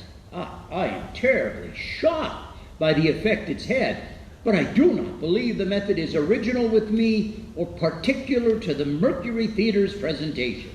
Do you believe that there ought to be a law against the events of this evening? I don't know what the legislation would be. I know that almost everybody in radio would do almost anything to avert the type of thing that has happened, myself included. But I don't know what the legislation would be. Radio is new, and we are learning about the effect it has on people. We've learned a terrible lesson. Do you think that this will cause the curbing of radio bulletins on the air today? I simply can't imagine. It seems to me that the effects of this may cause much legislation. I simply don't know.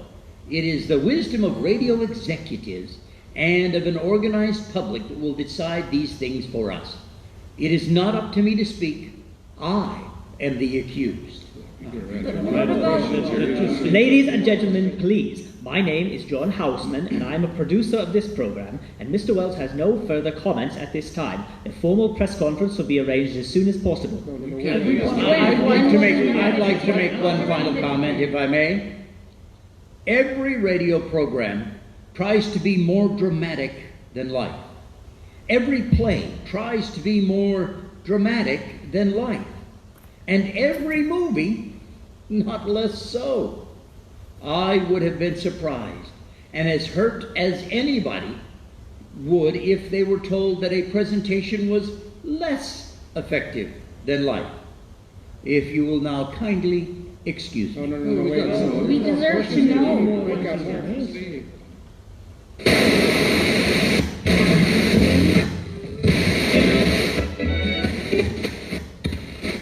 Immediately following the broadcast, newspaper columnist and commentator Walter Winchell began his weekly broadcast on rival network NBC as follows. Mr. and Mrs. America, there is no cause for alarm. America has not fallen. I repeat, America has not fallen.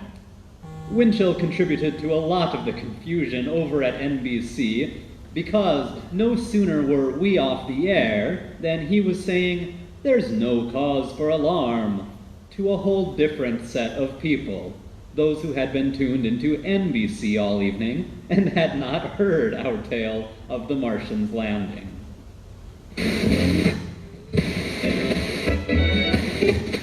The following announcement was broadcast over the Columbia Broadcasting System on the same evening at 10:30, 11:30, and 12 midnight.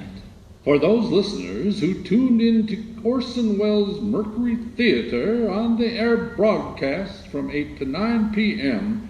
Eastern Standard Time tonight and did not realize that the program was merely a modernized adaptation of H.G. Wells' famous novel, The War of the Worlds, we are repeating the fact, which was made clear 4 times on the program, that while the names of some American cities were used, as in all novels and dramatizations, the entire story and all of its incidents were fictitious. Here's Mr. Howard Koch on how he came to learn of the play's aftermath. After listening to the broadcast in my apartment, I went to sleep, blissfully unaware of what was happening outside. Houseman called later that night to break the news, but I was too exhausted to hear the telephone ring. The next morning, blessed Monday, when I could afford the time for a haircut, I walked down 72nd Street on my way to the barbershop. There was an air of excitement among the passerby. I was catching ominous snatches of conversation with words like invasion and panic. I jumped to the conclusion that Hitler had invaded some new territory and that the war we all dreaded had finally broken out. When I anxiously questioned the barber, he broke into a broad grin. "Haven't you heard?" he said, and he held up the front page of a morning newspaper with the headline, "Nation in Panic from Martian Broadcast." I stared at the paper while the confused barber stared at me. Center page was a picture of Orson, his arms outstretched in a gesture of helpless innocence, and underneath was the opening scene of my play. The newspapers had a field day. The Daily News, Extra, fake radio war stirs terror through U.S. the New York Times, Radio listeners in panic, taking war drama as fact. the Boston Globe, Radio play terrifies nation. Mars invasion thought real. Hysteria grips folk listening in late. Many fear world coming to an end. Read all about it. War drama, radio Fake listeners radio in panic, war are taking it as stirs fact. terror. Hear you, From hear you. coast to coast, there were reports of families rushing out of their homes, piling into cars and heading off for parts unknown. Incidents of people weeping and fainting in public were reported in almost every major city. The program was dubbed and known forever after as the Panic Broadcast. More than 12,000 articles would appear in newspapers over the following weeks. Here's Mr. Houseman on what has been called the press-radio war. The newspaper game was, shall we say, not radio's greatest fan. This new wireless competitor had stolen some of their finest journalists and had taken many of their print advertisers as well. Newspapers had an axe to grind, and our broadcast gave them a chance to sell their papers with sensationalistic stories of panic, but also provided an opportunity to drive the message home that radio should not be trusted. It was estimated at the time that 12 million people listened to the broadcast at the time it aired. Further research showed that 1 in 12 listeners believed the program to be real. In Indianapolis, Indiana, a distraught woman ran into a crowded church. New York's destroyed. It's the end of the world. You might as well go home and die. I just heard it on the radio. Services were dismissed. In Pittsburgh, Pennsylvania, a woman, after listening to the broadcast, grabbed a bottle of poison and screamed to her husband, I'd rather die this way than like that. Her husband stopped her just in time. The small town of Concrete, Washington, was dealt a double blow. At the height of the show, as the Martians were about to unleash their death ray, a transformer blew at the local power station and the town's lights went out, causing a mass panic.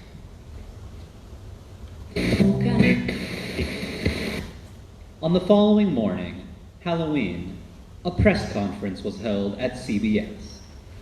Do you want me to speak now? I'm sorry. It came as a great surprise to us that a story, a fine H.G. Wells classic fantasy, the original for so many succeeding comic strips and adventure stories and novels about a mythical invasion by monsters from the planet Mars, should have had so profound effect upon radio listeners. The day of the broadcast was clearly stated as being 1939, and the invasion of mythical monsters from the planet Mars seemed to be clearly to us in the realm of a fairy tale.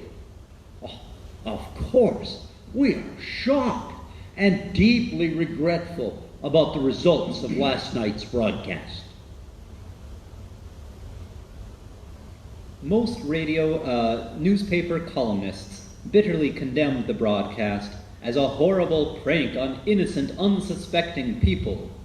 I believe a suit should be filed against Orson Welles and the Columbia Broadcasting System for their wrongdoing. Welles's performance on the radio Sunday evening was a clear demonstration of his inhuman instincts and his fiendish joy in causing distress and suffering all over the country. He is a carbuncle on the rump of degenerate theatrical performers, and he should make amends for his consummate act of asininity. Now, I appreciate what CBS and radio have done for the world, but why not respect that appreciation and not destroy all the faith and confidence we have in the greatest means of getting information about the world, radio? Still, hundreds of listeners praised the broadcast as a public service, writing letters to CBS and Orson. Gentlemen, an orchid to you and to all the cast of War of the Worlds. Also, shame on you for giving me the scare of my life. Let me congratulate you on your broadcast. Thanks for a wow of a thrill. More power to ya. The Martian's visitation upon this earth was a masterpiece of realism. Journalist Dorothy Thompson applauded Orson in her widely read column. Hitler managed to scare all of Europe to its knees a month ago, but at least he had an army and an air force to back up his shrieking words. Mr. Wells scared thousands into demoralization with nothing at all. After 5 postponements, Danton's Death opened on Broadway on the evening of November the 2nd. Here's Mr. Wells on that play's opening. On the day of the opening, my life was threatened. There was somebody who kept telephoning about every quarter of an hour saying, "You will die on the opening night of your play." At the end of the play, I had to stand in front of the curtain and deliver a speech in the character of Saint Just on the subject of the French Revolution. I stood alone in front of the curtain in a blazing white spotlight, and I promise you, I have never been so terrified in my life. I was waiting to hear the sound of a pistol being cocked, and convinced some angry victim of our broadcast would soon be shooting at me as I delivered this speech. But what actually happened was, as I stood in front of the curtain, there was a little spill from the spotlight, and I could see the front row in the audience. And there was a man sitting in the front row who looked up at me as I opened my mouth to speak, raised his hand, looked at his wristwatch, looked at me, folded his arms, and yawned mightily. Well, I assure you, I would rather have been shot. But even the fantastic publicity from the panic broadcast was unable to offset its generally unfavorable notices.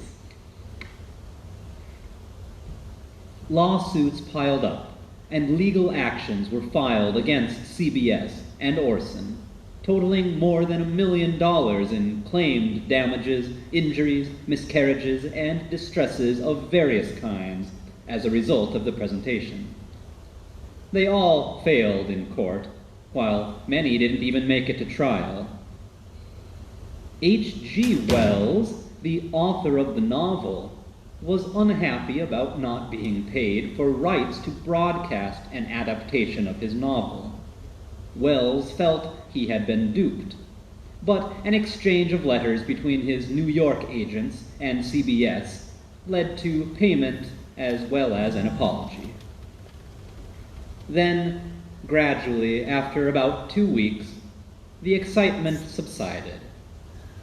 By then, it had been discovered that the casualties were not as numerous or as serious as had at first been supposed.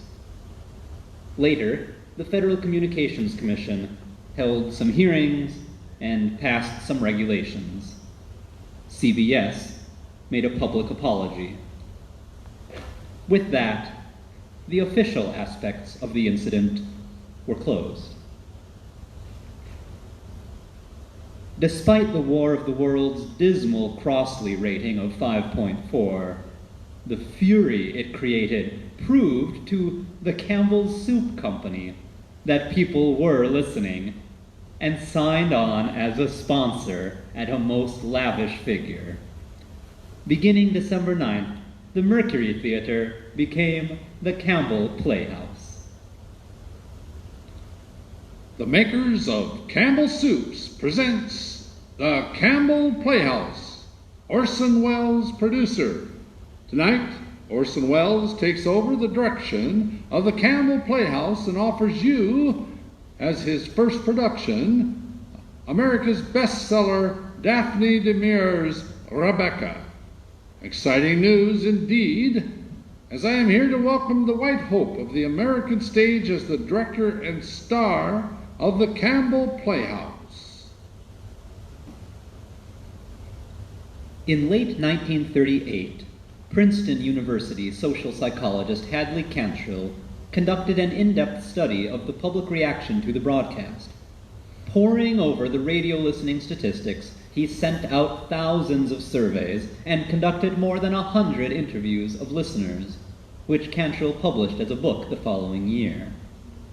Cantrill found that a number of listeners replaced the word Martians with the word Germans, as in the testimony of a woman Cantrill called Sylvia Holmes. We listened, getting more and more excited. We all felt the world was coming to an end. Then we heard, "Get gas masks." That was the part that got me. I thought I was going crazy. It's a wonder my heart didn't fail me, because I'm nervous anyway. I felt if the gas was on, I wanted to be together with my husband and nephew so we could all die together. So I ran out of the house, and I guess I didn't know what I was doing. I stood on the corner waiting for a bus, and I thought every car that came along was a bus, and I ran out to get it. People saw how excited I was and tried to quiet me, but I kept saying over and over again to everybody I met, "Don't you know New Jersey is destroyed by the Germans? It's on the radio." I was all excited, and I knew that Hitler didn't appreciate President Roosevelt's telegram a couple of weeks ago. While the U.S. thought everything was settled, they came down unexpected. The Germans are so wise. They were in something like a balloon, and when the balloon landed, that's when they announced the explosion. The Germans landed. When I got home, my husband wasn't there, so I rushed in next door and warned the neighbors that the world was coming to an end. My aunt was there, and she tried to quiet me and said, "If God is coming that way, we'll just have to wait. Go home. Be quiet. Don't be excited. And I went home. My knees were shaking so I could hardly walk up the stairs. I found my nephew had come home and gone to bed. I woke him up. I looked in the icebox and saw some chicken left from Sunday dinner that I was saving for Monday night dinner. And I said to my nephew, we may as well eat this chicken. We won't be here in the morning. In 1939, the year following the War of the Worlds, Orson Welles went to Hollywood, where he went on to make pictures for RKO, including Citizen Kane and The Magnificent Ambersons.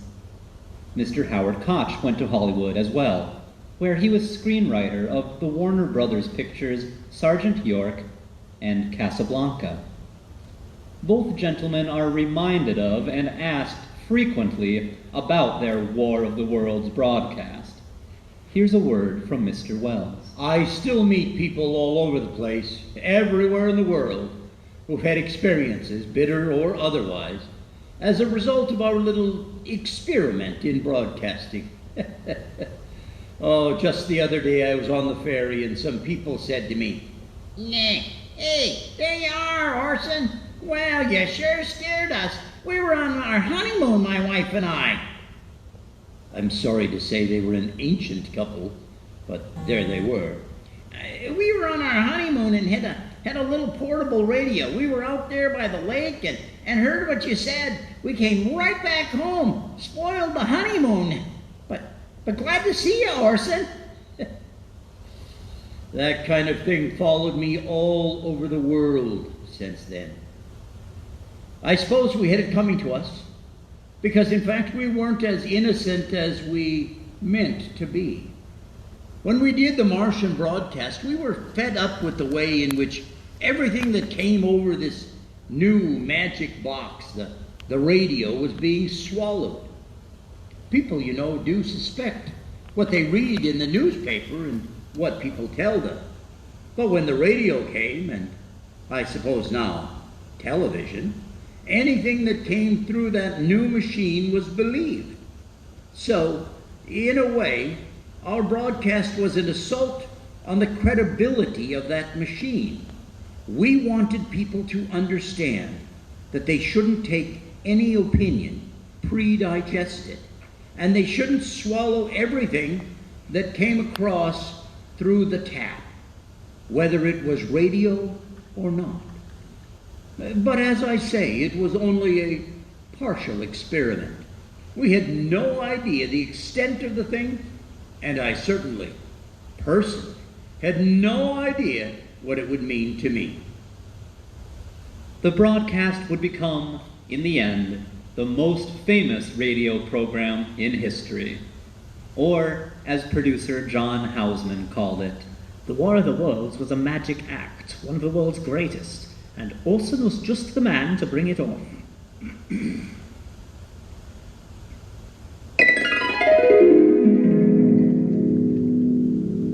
Ladies and gentlemen, you have been listening to the WBFR Playhouse of the Air. This is your host, Freddie Fillmore, brought to you this and every week by All American Brands. The Columbia Broadcasting System and its affiliated stations present Orson Welles and the Mercury Theater on the Air in the War of the Worlds by H.G. Wells. The back motors of the ship are just holding it just enough to keep it from... It's burst into flames. It's crashing. Terrible. It's burning and bursting into flames, and it's falling on the mooring mast.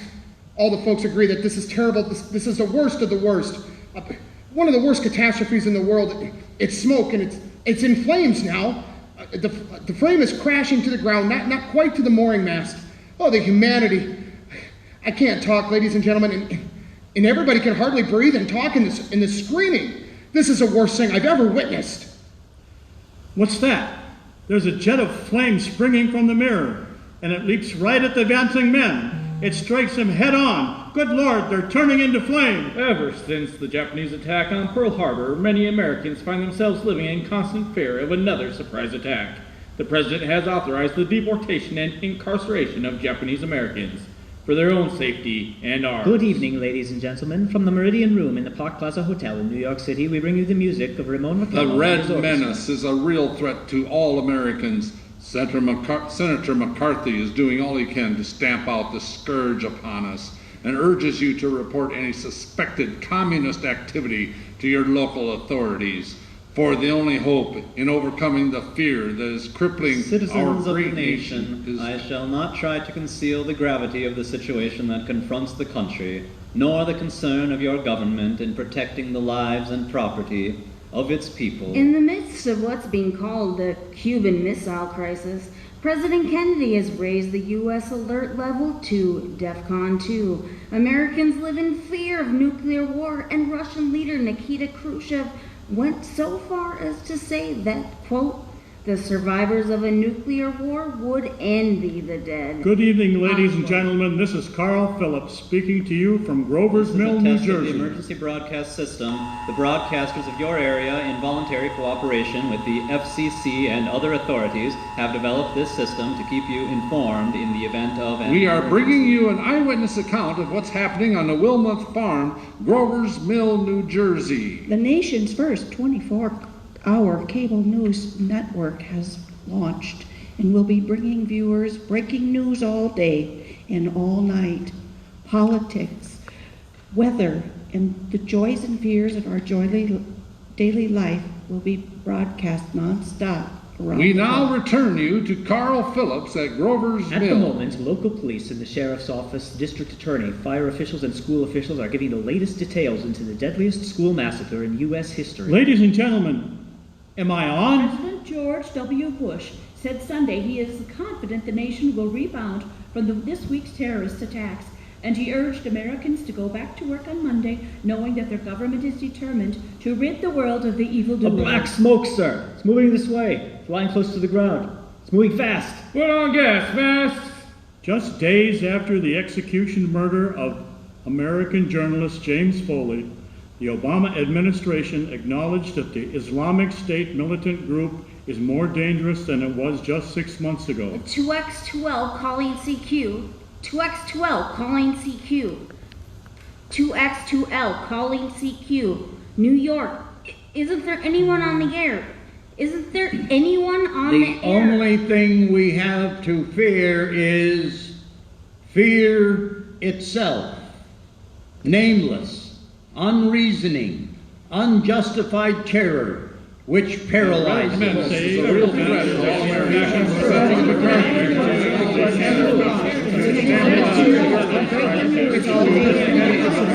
Military.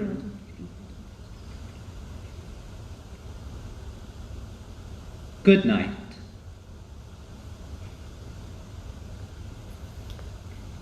Ladies and gentlemen, thank you for joining us this evening. For our curtain call, I'd like all the cast to introduce themselves. John, we'll start with you and move our way forward.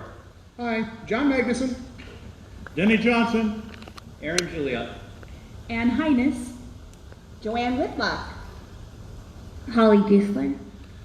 Rick Shera. Josh Larson. L.J. Arnson. Jeremy Kraftnick. Again, thank you, everyone. Have a safe and wonderful evening. Thanks for joining us. See you in just a couple of weeks. Vinnie Olmsted next Thursday evening.